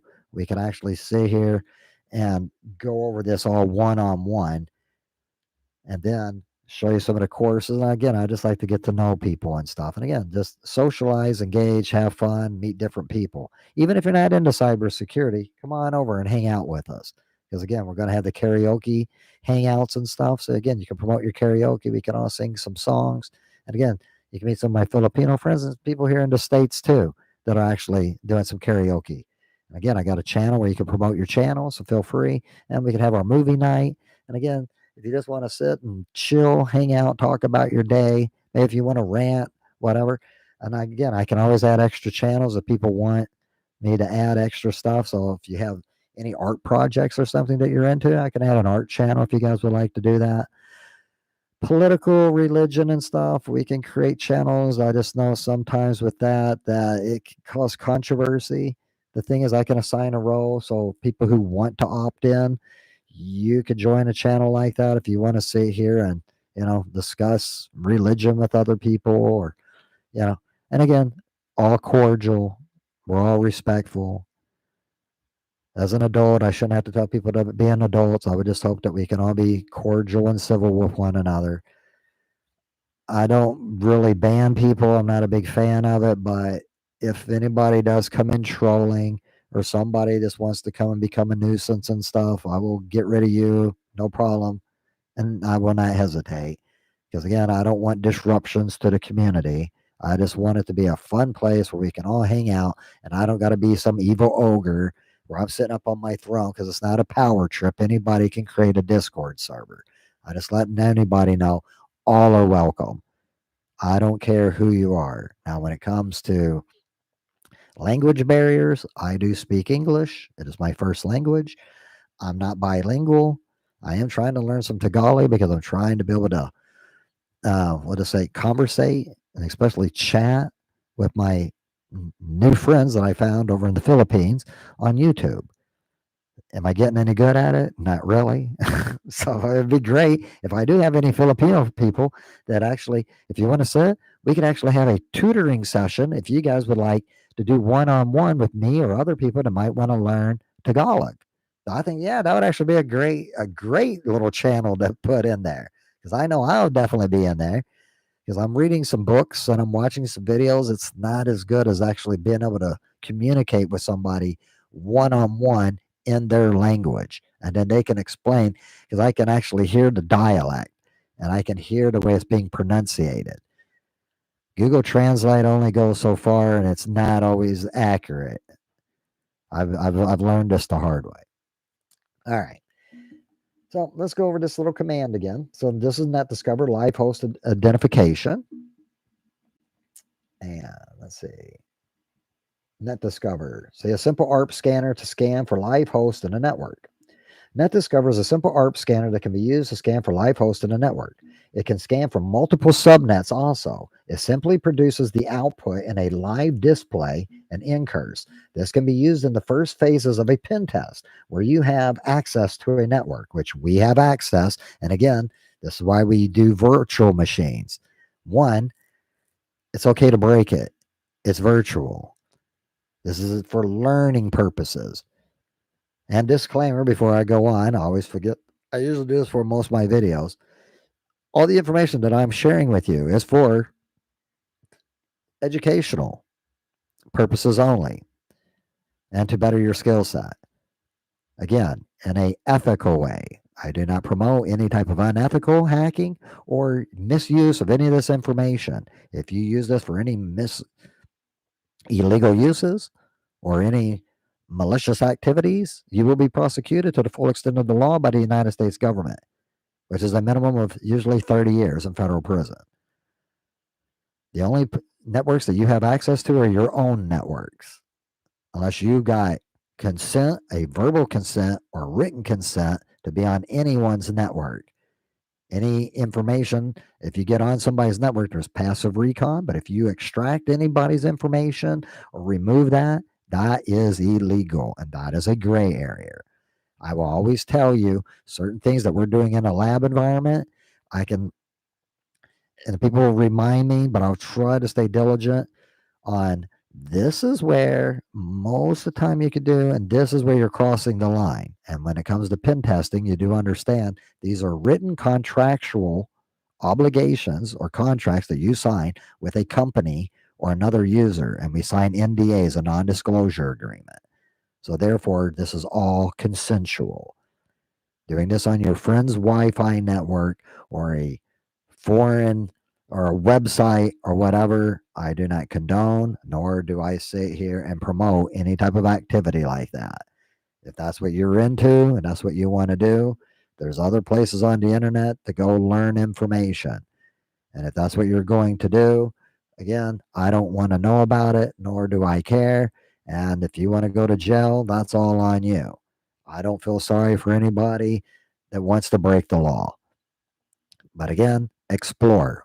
That's why I'm giving you a controlled environment that you can explore and break. And eventually, as we go further down the process, there are many other websites that are out there for you to break and to be able to test your new learned skills on. They're vulnerable for a reason, and there's multitudes of them. What we're doing isn't one locally, but there are sites that are on the internet that you can go after and break. And then we can get into bug bounty where companies will actually, if you can find bugs and you report them to them and tell them how to fix them, they will pay you money. That's what pen testing is. But bug bounty is a little different. If you can find a bug and you tell them how you were able to find the bug and you report it, companies will pay you very handsomely. Google and others, there's low lying fruit too. So, and again, it's beginner, user friendly, all the way up to very more advanced websites that are very secure and hardened. All right. So, as we know, it's an ARP scanner. It can be used to scan live networks. It can scan blah, blah, blah. Okay. This can be used in the first phases of a pen test where you have access to a network. And that discovers a simple initial recon tool that can be very handy. Again, when we're also talking about recon, these are very noisy. If you were a thief and you're going to break into a home, you're not going to sit here and make a whole bunch of noise and let everybody know. Same thing with hacking. We're just learning, so it doesn't matter how loud we are.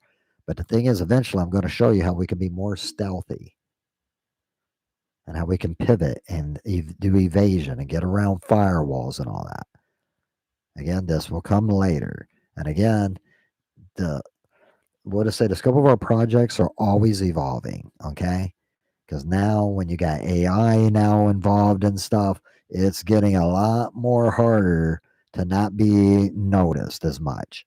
However, if you can blend in with the traffic and you stay quiet, and Kali, which is Kali Linux, has a quote that they've always used: the quieter you become, the more you are able to hear.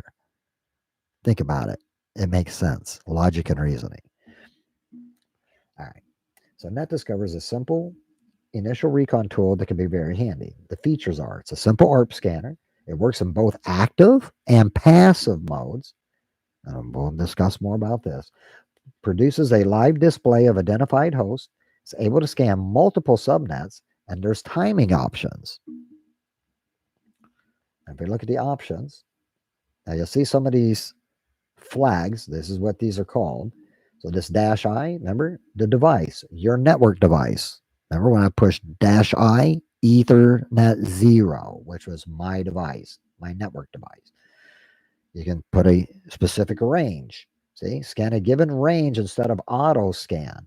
So let's say you want to do 192.168.6.0 and a 24 network or a 16 network, 8 network.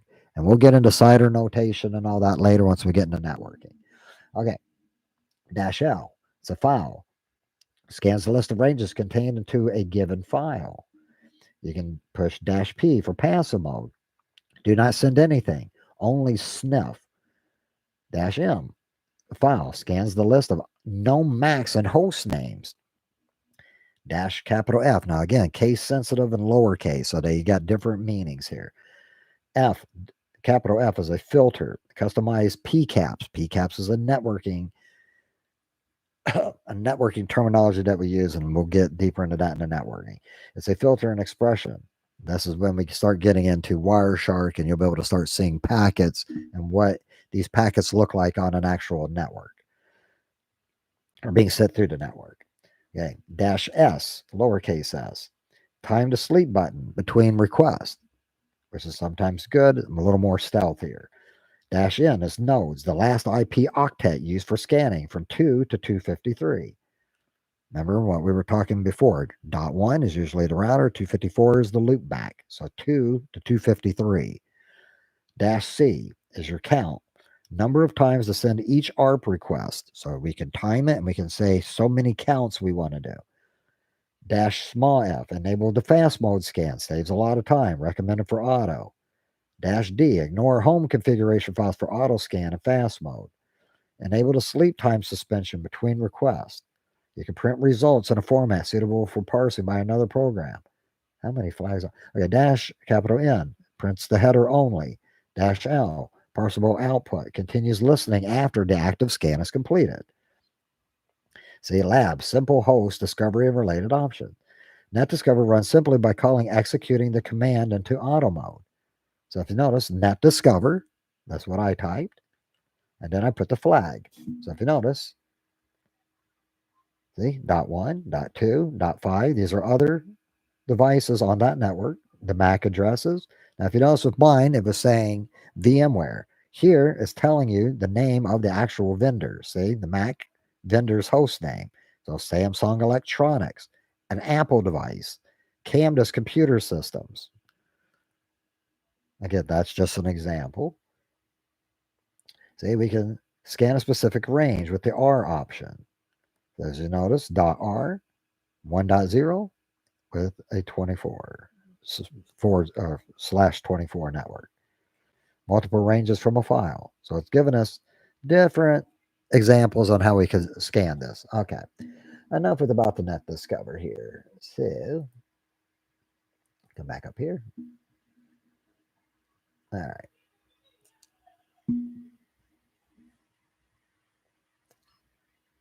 So there we saw the 28. I'm telling you about my address. See, a faster alternative to find our target would be use an ARP scan, which we did besides net discover. So if you notice here, same results. There's 4 packets received, numbers dropped. Okay, now here's our nmap command. Nmap is used to identify common ports, which is TCP and UDP, that are open closed on the network. A resource more about nmap can be found here. And there's a very reference sheet of nmap commands and flags. And there's a buttload of flags. So if we click here, and I'll show you the results that we got here in a second.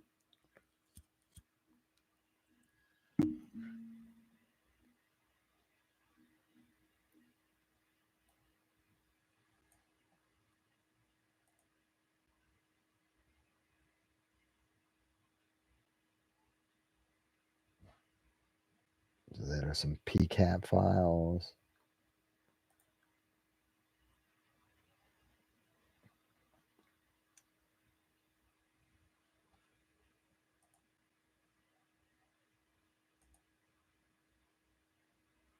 Oh, that's MPCAP. Huh. Is that not there anymore? Let's look up here.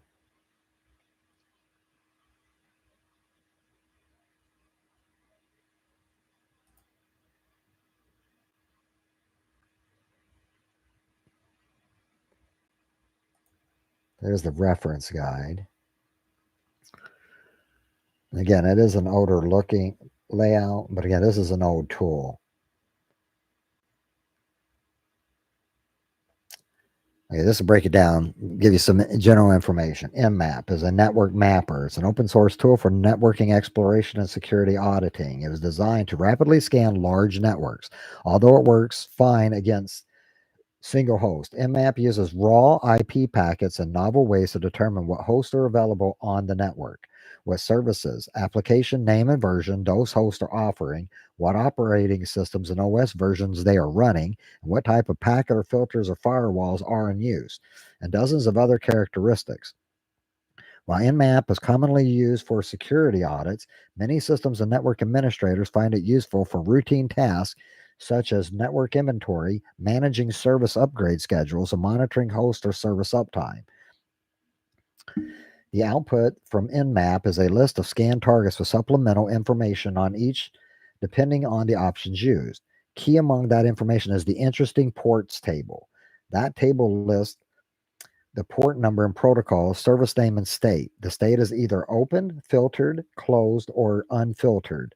Open means that an application on the target machine is listening for connections, packets on that port. So let's give an example so you can see what this actually looks like. Come back over here. We've already done our scan, and I'm just going to show you what the command was. All right. Scroll all the way up here. Okay, this was the command that we used. Nmap dash capital A dash lowercase s, capital C, capital P, small n, and our target address. Now you're probably saying, well, what are all these letters and flags for? Well, it just so happens in my write-up, these are the reference sheet of the common commands, but I also wrote it out for you right here. See, practice learning Nmap and different flags and their use cases. See, the quieter you become, the more you were able to hear. So if you notice, these are the flags I use, but there's a ton that you could use. The capital dash A, as you notice, it enables the OS, the operating system detection, version detection, and script scanning, and the trace route. The dash small s capital C is the equivalent of script default. The PN does not send back ICMP packets. Again, we will learn about this in networking. There's also a -SS, which is the TCP send scan. We can specify specific ports by -P. SV probes open ports to determine services or versions. O enables the operating system detection. See, V increases verbosity level. The verbosity level. VV is more greater effect. -6 enables IPv6 scanning because this is only IPv4 that we're doing here. Dash capital V shows Nmap the version number of Nmap that we're running. -H shows the help screen. And there's a full example list of the TCP UDP port numbers right here. Now, we didn't really go into TCP UDP, but we're going to cover a little bit of that right here. Now, this is a wiki. And this is a big list, but again, there's 65,535 of these ports. And if you want to memorize all of them, good luck with that. But there's some common ones that you'll see. This is a list of TCP and UDP port numbers used by protocols for operations of network applications. TCP stands for Transmission Control Protocol, and the user datagram protocol is UDP. It only needs one port for duplex bidirectional traffic. They usually use port numbers that match the services of the corresponding TCP or UDP implementation if they exist. The IANA, which is the Internet Assigned Numbers Authority, is responsible for maintaining the official assignments. The reason why they did these ports and stuff, originally when the internet was coming up, if people remember in the old days, we used to have manufacturers to where it was vendor. Okay. So vendor proprietary. It's kind of like Apple. If you went out and you bought let's say a graphics card, it would work in your IBM. But let's say you had a Tandy or a Commodore or an Amiga, and you tried to take that video card and stick it, they weren't compatible. Now, when Microsoft came about, they were like, hey, we got to make all these vendors and stuff start getting more compatible, which did definitely help out. But at that time, the big boy still of the day was IBM. IBM is still around, but they mainly do mainframes now, and they do a lot more corporate. They're still around, we'll just say. However, in today's world, it's dominantly Microsoft and Apple products. And again, when we're talking about OSs and stuff, Cisco would be kind of considered an OS, but again, it's called an iOS. But it's Cisco's known for hardware, not operating systems. But when we get into our networking, we're going to be using some Cisco hardware. The only reason that's why I'm bringing this up, that it's in a way its own operating system and commands that you'll be able to give it. But we'll get into all that. Okay. So if you look, however, many unofficial uses of both well-known and registered ports occur in practice because some companies, there's, let's see, I think they tell us here, I think it's the first three. Let me look here, see if they break it down for us. See, this is a dynamic list and may never be able to satisfy particular standards for completeness. You can help by adding missing items with reliable sources. The port numbers in the ranges of 0 to 1023 are the well-known ports or system ports. Okay. They are used by system processes to provide widely used types of network services on Unix-like, which would be Linux or Apple, operating systems. A process must execute with super user privileges and be able to bind a network socket to an IP address using one of the well-known ports. Okay, so if we come down here, this is showing us assigned, unassigned, assigned.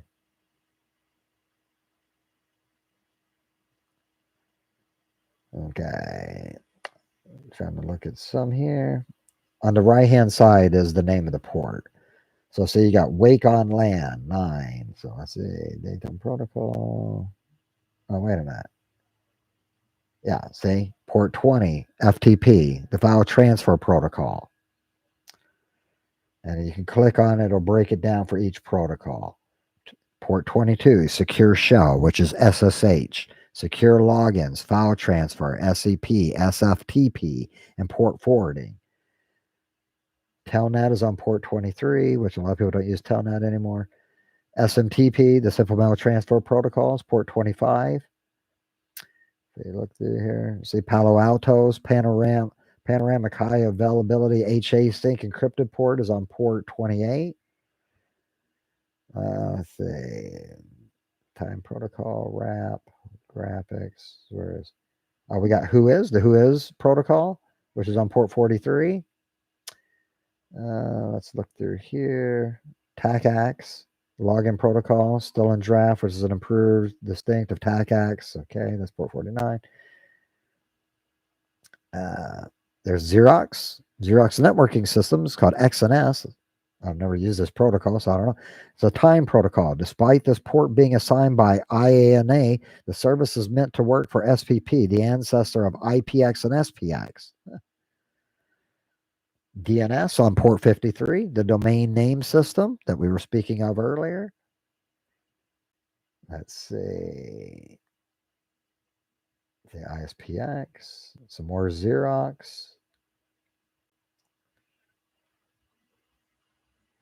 I want to get to some of the bigger ones. We're getting close. Trivia file, Gopher, Finger. Okay. Port 80, HTTP, the Hypertext Transfer Protocol, which on the internet, if you ever type in HTTP, that's what it stands for, Hypertext Transfer Protocol on port 80. It uses TCP in versions 1 dot whatever and 2. Now we got HTTP 3 uses the quick format. This is how it's rendered out, and they're more secure on your browsers. We'll go way more into depth on this topic a little bit later. So it's a transfer protocol on top of UDP. And let me see. You know what? Okay, that's the ports. I want to give you another, because I want to be able to explain to you the difference between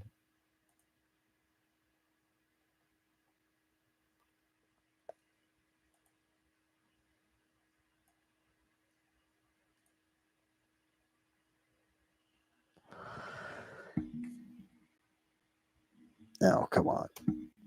Clear out of there. Yeah, we'll go to Google. www.google.com. Okay. Now here in Google, let's type TCP and UDP.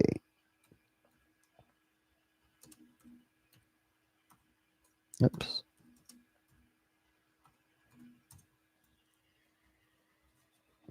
See, what are TCP and UDP used for? TCP is best used for direct communication in which a reliable connection, notice that, reliable connection is needed, such as web browsing, email, text messaging, and file transfers.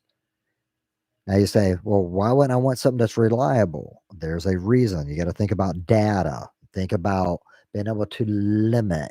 Do you really care about some of the packets dropping when it's being sent? UDP is best used for live and real time data transmission when speed is more important than reliability, which would be what? If we're thinking about speed and you don't care that much about the pixels unless you're worried about resolution and all, video, audio. Now, again, with audio, sometimes you don't want it to chip. If it drops too many packets, so like I said, when we're streaming, you might say you want speed and you want to be able to transfer a lot of data, but maybe on a video call, is that really where you would want to use UDP or T? Like I said, it depends on the way you're trying to limit the traffic and how much bandwidth you have. Now, you got to remember, a lot of this came out too. And again, we still struggle with this, but a lot of these protocols, we did not have these bandwidth speeds today. So we were very cautious on how much bandwidth we used before. Because back in the day, you got to remember, we only had so much memory on a computer. 256 was really a big thing, 256 kilobytes. Then we got, 512. Not everybody had a computer that had, 8 gigs or 12, 16 gigs, 64, 128 gigs, which is crazy today. Hard drives back then, 30 gigs was like, oh my gosh, you got a 30 gig hard drive? That's crazy. We were still using floppy disks. Now, again, I'm dating myself because we're talking but again, it's not honestly that long ago. We're saying back in the 1990s. Now we are in 2024. So with younger people, you say, yeah, that's really old. But for some of us, 20, 30 years, it flew by and it'll fly by like anybody else. And the way technology is always evolving and stuff, yeah, you can never keep up. It's evolving so quickly. TCP versus UDP. What's the difference? And which protocol is better? Well, let's go through this. Internet traffic is composed of data transfer, lots of them, between servers and devices. That data is transferred via two protocols, TCP and UDP. Each protocol has its advantages and drawbacks, and users can leverage them to improve their browsing experience. Learning about the difference between the TCP and UDP protocols and how each protocol transmits data, and get a VPN on secure all the data you send and receive online. That's a shameless plug. I don't care about their VPN. Okay, TCP versus UDP. The main difference between TCP, transmission control protocol, and UDP, datagram protocol, is that TCP is a connection-based protocol and UDP is connectionless. While TCP is more reliable, it transfers data more slowly. UDP is less reliable but works more quickly. This makes each protocol suited for different types of data transfers. Protocols are rules that govern how data is formatted and sent over a network. TCP and UDP are two different methods for doing the same job, transferring data via the internet. They enable servers and devices to communicate so you can send emails, watch Netflix, play games, and browse web pages. TCP creates a secure communication line to ensure the reliable transmission of all data. Once a message is sent, the receipt is verified to make sure all the data was transferred. UDP does not establish a connection when sending data. It sends data without confirming receipt or checking for any errors. That means some or all of the data may be lost during transmission. Here are the main differences between TCP and UDP. Factor. So, connection type. TCP requires an established connection before transmitting data. UDP needs no connection is needed to start and end a data transfer. The data sequence. Can sequence data send in a specific order is TCP. It cannot sequence or arrange data, UDP. And data retransmission. TCP can retransmit data if packets fail to arrive. UDP, no data transmitting, lost data can't be retrieved. TCP with delivery. Delivery is guaranteed. UDP, delivery is not guaranteed. TCP checks for errors. Through error checking, guaranteed data arrives in its intended state. UDP, minimal error checking and covers the basics but may not prevent all errors. And broadcasting, it's not supported. And TCP, UDP, it is supported. Speed, TCP is slow but complete data delivery. Now, if you want fast, UDP, fast but at risk of incomplete data delivery. Which protocol is better, TCP or UDP? It depends on what you're doing online and the type of data being transferred. UDP is better if you're gaming online. So, any of you gamers out there, you're using UDP because its speedy data transfer allows for mostly lag-free gaming. TCP is better if you're transferring files like family photos because it ensures the data arrives exactly as it was sent. Overall, TCP and UDP are both useful protocols. So to think in terms of TCP versus UDP is a bit misleading.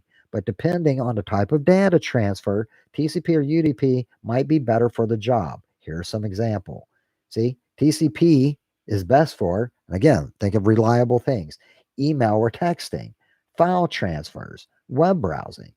UDP, again, speed, not reliable, live streaming, like we're doing now, online gaming, video chat. Here is a detailed breakdown of the advantages and disadvantages of TCP and UDP. Advantages of TCP. Transmission control protocol is the protocol to choose for maximum reliability and quality. It may not be the fastest, but it gets the job done right. Here are a few advantages of the TCP protocol. It sets up and maintains a connection between the sender and the receiver. It operates independently of the operating system. It supports many routing protocols. It checks for errors, guaranteeing data arrives at its destination unaltered. It confirms data arrival after delivery or attempt to retransfer. It's able to send data in a particular sequence. It optimizes the pace of data transmission based on the receiver. Disadvantages of TCP. TCP isn't suited for some types of data transfers, especially ones that require faster speeds. These are the drawbacks of TCP packet transmission. It uses more bandwidth and is slower than UDP. It's especially slow at the beginning of a file transfer. It can prevent data from loading if some data is lost. For example, it won't load images on a web page until all of the web page data has been delivered. It reduces its transfer rate if a network is congested, resulting in even slower speeds. It's not suited for LAN or PAN networks. And if you all remember, LAN was the local area networks. It was not suited for dial-up, especially back in the day. It was very, very slow.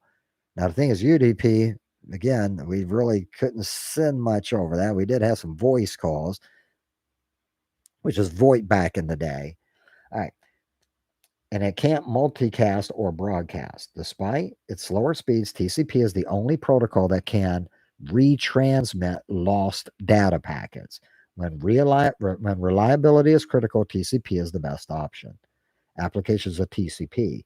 When should you enable TCP data transfer? Most data transfers automatically use the best protocol option, but in certain circumstances, such as when using a VPN, you may need to choose a protocol to optimize your browsing experience. Enable TCP for the following activities: email and text messaging, streaming pre-recorded content on sites like Netflix, Hulu, or HBO Max, transferring files between apps and devices, and general web browsing, remote devices, or network administration. The advantages of UDP: it delivers data rapidly and it doesn't slow down or turn back to recollect lost data. This makes it an ideal protocol for delivering continuous data or broadcasting, such as for live streaming, video calling, and matching servers with IP addresses. Here are some of the advantages of UDP. So no connection is needed to send or receive data, so apps and operating systems work faster. And broadcast and multicast transmission is available, meaning one UDP transmission can send data to multiple recipients. It ensures packet loss, delivering data even if it's incomplete. Smaller packet size and less overhead reduce end to end delay. And it operates a larger range of network conditions than TCP. UDP communication is more efficient and it can transmit live and real time data. The disadvantages of UDP: while UDP provides the speed you need to live a comfortable digital life, UDP isn't as reliable as TCP. This is something to be aware of when setting up a VPN, because most VPNs run on UDP protocols to keep connection speeds high. Here are some disadvantages of using UDP. It's connectionless, which makes data transfer unreliable. There's no system in place to acknowledge a successful data transfer. There's no way to know if data is delivered in its original state or at all. It has no error control, so it drops packets when errors are detected. In case of data collision, routers will often drop UDP packets and favor TCP packets. Multiple users accepting UDP data can cause congestion, and there's no way to mitigate this.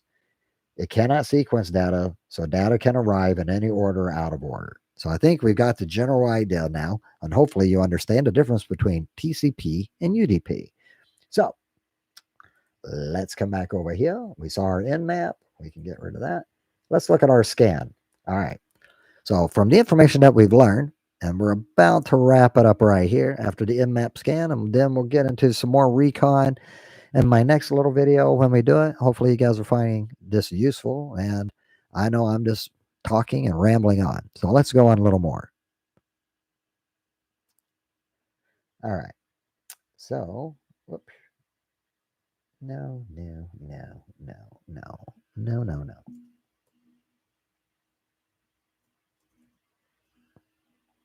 We'll go back up. Okay. In this report, as you see, it ran, it looked for the ports. Now, this is the results that it gave us back. It says port 22, which we learned in our list, is SSH. Okay. It's open. Now, it's also telling us the information because we asked about the operating system that was on it. So it says it's running OpenSSH. It's giving us the version. It's telling us it's running Ubuntu, which is a Linux distribution. And then it's also telling us the host key. This is an RSA number. And this is very useful to have some of this. So if you look here, port 80 is open as well. Now, if you look here, this is running HTTP, which means it's a browser because it's being hosted on an Apache web server. And it's running on Ubuntu. And this is the header. It says Ubuntu 2.4.29 of Apache. And it's given us the title HA Forensics, which is, that's the name of the CTF. So the MAC address we see here, showing VMware. We're running Linux, either version 3 or 4. Let's scroll down some more. And like this, one hop, blah, blah, blah, blah. Okay, there's our address of the target. All right. So by taking this address, we've been saying this 128, we'll go one more step. Come in here into Kali.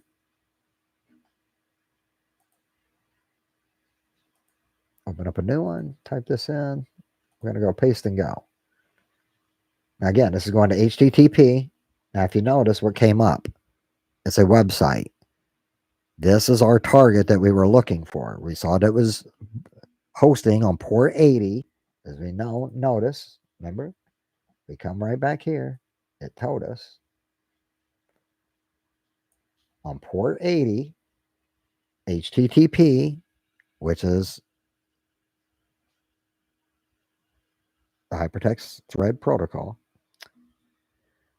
We're running an Apache server, which is hosting a website, which is HA Forensics, which gave us the title here.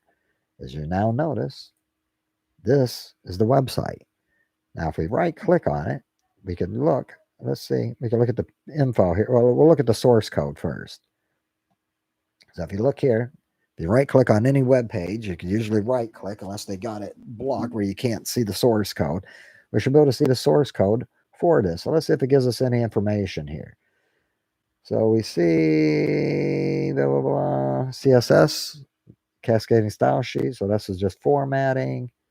This is, see, there's the page content. Let's see if it tells us anything else here that might be anything useful. So it's showing us the images that are here. That's on this page. So these images, so you could click on them. It'll show us that, showing us the source. Anything else useful here? No, nothing really there. Okay. So it says, click here to get a flag. Now, in this CTF, and in any CTF, we're looking to capture flags. There's usually 1, 2, 3. This depends on the CTF, how many flags there are. I think in this one, there's 4, I think. I have to review and go back. So these are the hot buttons. Now, another thing that we can do on here, too, is we can inspect an element. So if you look here, we should get a little pop-up down here. So like, if you see all the buttons, it gives us the code. See? So if we click here, see, we got Rick Road. So that button didn't do anything. But if you see here, it gave us the 148128 style, designs, giving us the width of the image. See? And as you see, we got Rick Road. And if we look here, let's see, it should give us more information here. So it's giving us the image. So it is design GIF. And that's what this is. This is a GIF image. And here we'll go through where we can actually communicate with the console. So if we get a shell, we can actually communicate and give it commands back and forth. Look at some debugger. So these are more information that we'll go deeper into the further we go through the CTF. And if we come back up here, let's see. I'm trying to remember what I put here. See, because we typed in right here into the browser. We navigate to our target. See, this is very interesting. It appears we have a crime scene investigation site. There's 2 buttons, HA Forensics, and click here to get flag. And we knew it couldn't be that easy. Like I said, they were just trolling us. So that's why we got Rick Road. So come back down here. All right. And if you see here, I put only 1337, which stands for LEET.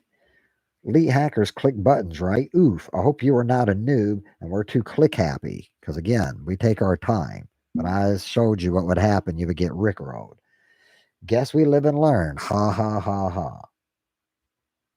Okay, let's do a little more recon on our target.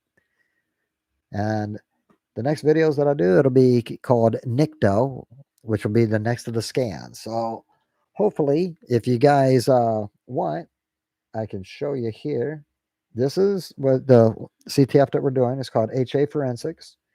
The image can be loaded here at VulnHub. And if you click on the link, I'll show you where it's at.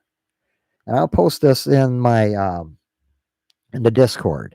So any of you guys, if you need the PDF or whatever, just message me once you join over in our Discord community. The link, like I showed, if anybody missed, if you go to the Mentors YouTube channel, in my description, you will actually see, not even in the video, in my Mentors description about my channel, there's a Discord invite. If you click on that, it'll let you register for Discord if it's your first time. If not, it'll take you to the server. It'll go through a couple of steps. Once you go through the process, you just got to have a valid email that's been verified with Discord. You'll be able to join the community. Once you're in, you can message me, and I can actually create a channel too if you want to actually have some information about these CTFs and these PDFs that give you a step-by-step walkthrough of everything that I'm showing you in these videos if you want to do it on your own. So if you see, that link will take you here to VulnHub where we get the image. This is an older one. It came out in 2020. Tells you about the download, and this is where you can get the image. And if you scroll down right here, see, you can go to Google Drive, or you can download it right here through a torrent, and that's an OVA file. And if we go down a little bit more, it gives you a description of what this is. See, it's a forensics is an intermediate level of the lab. So it's an intermediate CTF, which gives you a hands-on real-life experience in cyber forensics investigation. This lab is completely dedicated to the methods and tools of cyber forensics investigation. And there is evidence that can be found with various techniques. As it is a capture the flag, it is very important to note that it is not a root challenge. It comes with a primary motive to find all the flags. See, there's 4 flags. So therefore, now you know, 4 flags. The objective, find all 4 flags, and getting root is not the objective. So there's information that you got to find along the way. Another thing that you always do, once you do download, if you want to download the OVA, you can check the MD5 and the SHA hash. Just make sure that they match up. Just make sure it's not corrupted or that it got exploited. Normally, I've had no issues, but it's always a good practice to double check. And it's showing you the type of virtual machine that it is. It's a Linux operating system. Remember DHCP that we already just covered? DHCP service is enabled. And the IP address is automatically assigned. And as long as you set it in the same network, and I can show you guys how to do that. So if anybody has any questions, reach out to me. We can join in a voice channel, and I can step you through, and we could get your VM set up and VMware. And again, this gives you some pictures and images of the CTF. All right. So if we come back here, that's where you get the image. The prerequisites that I got here, I gave some links in here, but I said Network Plus. Professor Messer's got a great playlist and a class that you could do. The thing is, I'm just trying to give people an intro to give you an idea how to do stuff. But the thing is, if we go through the courses, all this is going to make sense. And when you finally come back to want to do this later, you're going to be like, oh, now I understand. You're going to be able to understand networking. You're going to understand security. You're going to understand how computers work, how to use a terminal, how to navigate. So through my courses in Google Classroom, anybody that wants to join, feel free. And I think we'll have a ton of fun. And again, I put Linux basics, so beginner to sysadmin, which again, I will be covering in my second course. That'll be Windows and Linux fundamentals, how to install Kali Linux. We got getting started with Kali Linux, install Kali Linux on VMware Workstation Player. So if you don't want to follow me, I gave you links and stuff that you can follow here. They might need to be updated because these are pretty old. I did this back in 2020, so this is about 4 years old. VMware Workstation shows you how you can download it. And yeah, the guest VM, VirtualBox. So yeah, all the resources. So again, you can follow all these links. And then I gave you some resources for pen testing as well, which again, I'll be covering in my videos and courses. So, and actually, you know what? One more thing I might be able to show you since I'm here before we go. I'm really, really, really wanting to push my Discord or our Discord. Sorry about that. I keep saying my Discord, but it's our Discord. All right. So if we come back here, I wanted just to show you. If we go down here, this is the Discord. If you get the row, now some of you guys aren't going to see this because I still don't have it available till the classes get done, but you will be able to see some of the resources on the first one. I think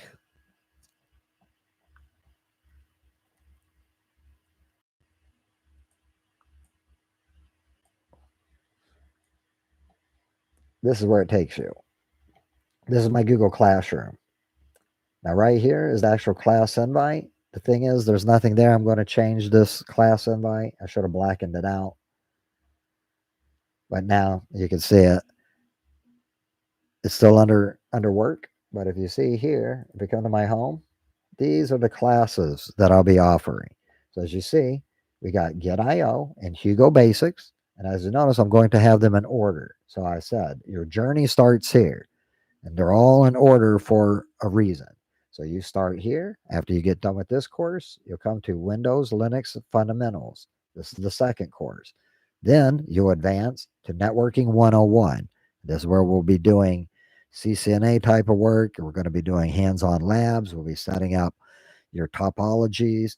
It'll be very detail oriented. Same thing with the Linux fundamentals. We'll be setting up a Linux operating system. We might even do Windows Subsystem Linux, which is hosted on Windows.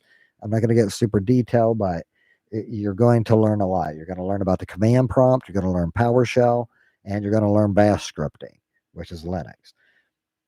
And then we're going to do Networking 101. After that one, you'll come into Cybersecurity 101, where we'll be doing more labs, and we'll be setting up maybe like a WordPress site. We'll actually be setting up more stack development. So therefore, if you want to get into making some apps, and we're definitely be going to doing some programming, doing some Python, we'll be doing some Go. We're going to be learning some more back-end type of scripts, so maybe some database, SQL, some PHP, definitely some JavaScript. Probably the MERN. So again, there's a MERN stack. We learn different stacks. So React database, Node.js. Okay, then last course we'll be taking is Pen Testing 101. And then after this, I think you'll be pretty well rounded, and that's when we'll get into the more advanced topics. So this will be the classroom, hopefully. And again, when I say these courses and stuff, average, this first one, I say shouldn't take you probably a couple of days to possibly do. You can probably kick it out in one day. This one will be pretty simple to set up. And again, you're going to have a template that we can walk through. You're going to see how we can set up a nice little portfolio that we can use in Hugo, which is the static site generator. And you'll see all the different themes and all that you can set up. You can make some pretty cool little websites. So that one ain't going to take long. The Linux fundamentals and stuff, I say that one, yeah, the amount of content that I've got set up for that, yeah, I'm gonna say probably 30 days, maybe a month. Could maybe do it in 2 weeks, but it's going to be quite a bit of content because we're going to get into Git, we're going to get into more developer type stuff, but you're definitely going to have a solid understanding of how to use Linux and the shell, and how to use PowerShell, and how to use the Windows kernel, System 32. Okay. The networking one, this one, average certification for networking takes about 90 days. That's if you pretty much already know your stuff. I would say give yourself 3 to 6 months. So this is going to have a lot of content. And again, I followed the blueprint. So the course material will be set up just like Cisco CCNA, the Cisco Certified Network Administrator certification. So if you follow that blueprint, so will my content. And I'll be adding in some extra information to go in just to give you a little bit more information that I feel just might be needed in the real world. But again, once you take the course, I would say you should be pretty much prepared if you studied in your lab correctly. Sign up for the certification, and I wish you the best on the certification. I think that's about $150 still, $150 for the certification. I think there's still 2 exams, so it's about $300. That's for the CCNA. Advanced courses will start getting into more like the CCNP, the Network Professional, which would be Encore, possibly some Minarcy, and SCORE, which is security. There's so many. I'll run through all that when we go through the networking and learn about certifications with Cisco. Okay. And then the cybersecurity, this one, I'm probably going to give it a 90 days because it's going to cover quite a bit of information. The networking will be very extensive. Security, I think you should be able to pick up on it, but everything is going to build upon itself. So each course is going to build upon itself. So that's why I want you to kind of do these in order. And again, they're going to be released in order. But again, I don't know when people might come and look at the class. They might the information already might be finished and completed by then. But again, there's a method for a reason for the methods and the madness. Do them in order. Again, if you're already experienced and stuff, then yeah, you might be able to pick up some tidbits and stuff. Some of this might be information you already know, but who knows? I might actually share a couple of concepts and techniques that maybe you're unsure about. And pen testing 101, this will be kind of what we're doing here, which is a lot of CTFs. And then we're going to get into like more hack the box, going for certifications like OSCP. Now, some of these, I do not have these certifications, but I will definitely make sure we give enough information to where I'm going to try to bring other people on and into the community that'll help mentor to actually have some of these certifications and to have sat some of these exams. So therefore, I think it'll be very beneficial for everyone. All right. So on that note, I will close this. And again, check out the Discord link mentioned in the Mentors YouTube channel. And I look forward to having you guys come and hang out with us. And again, even if you're not techie, come on out, sit and chat, make some mingle with everybody. I think we're going to have a cool community, and we'll have some interesting people that we can all, meet and have fun and sing and, whatever you guys want to do. Again, I like sticking with the techie stuff, so it's not just educational. It's also a nice place just to meet new and interesting people like yourselves. All right. So what we shall do, we're going to minimize this. And on that note, I want to say thank you, everybody, for watching. I hope everybody has a great rest of your night. And it's almost 20 till 10 my time. Tomorrow's Sunday, so I will wish everybody a happy Sunday. God bless, and have a great day. And thank you for watching. And if you get to see the video from earlier, I'm sorry that it cut off the music stream that I was doing. The audio was not great. I'm still having problems with the V8, so I'm probably just going to set it up the way I'm kind of doing now. I think the audio and stuff should hopefully be better. And yeah, we'll go from there. But yeah, the video got cut off and stuff, copyright strike, because I'm playing music. So yeah, UMG and all that's going to shut me down. But that's just a little thing I like to do just for having fun and stuff. I'm not trying to get monetized. These types of videos and stuff, as we build the community and stuff, eventually I might start getting monetized, and then, we might get some ads and stuff. But until then, we're just going to see if we can just grow the channel. So if you guys like the information that I'm sharing and you find this useful, definitely share with some of your other friends. And again, promote that Discord. And like I said, the invites, it's anybody can join. So feel free to pass it around, share it with your friends, family, with whatever. I look forward to seeing you guys there, and I hope everybody has a great rest of your night. Talk to you later. And as always, keep smiling. Simplify. Oorah. Take care. Talk to you later. And I'm out. Peace. And let's stop sharing my screen. Where's my screen? I need to get back over to my screen. There we go. All right. Talk to y'all later. Peace.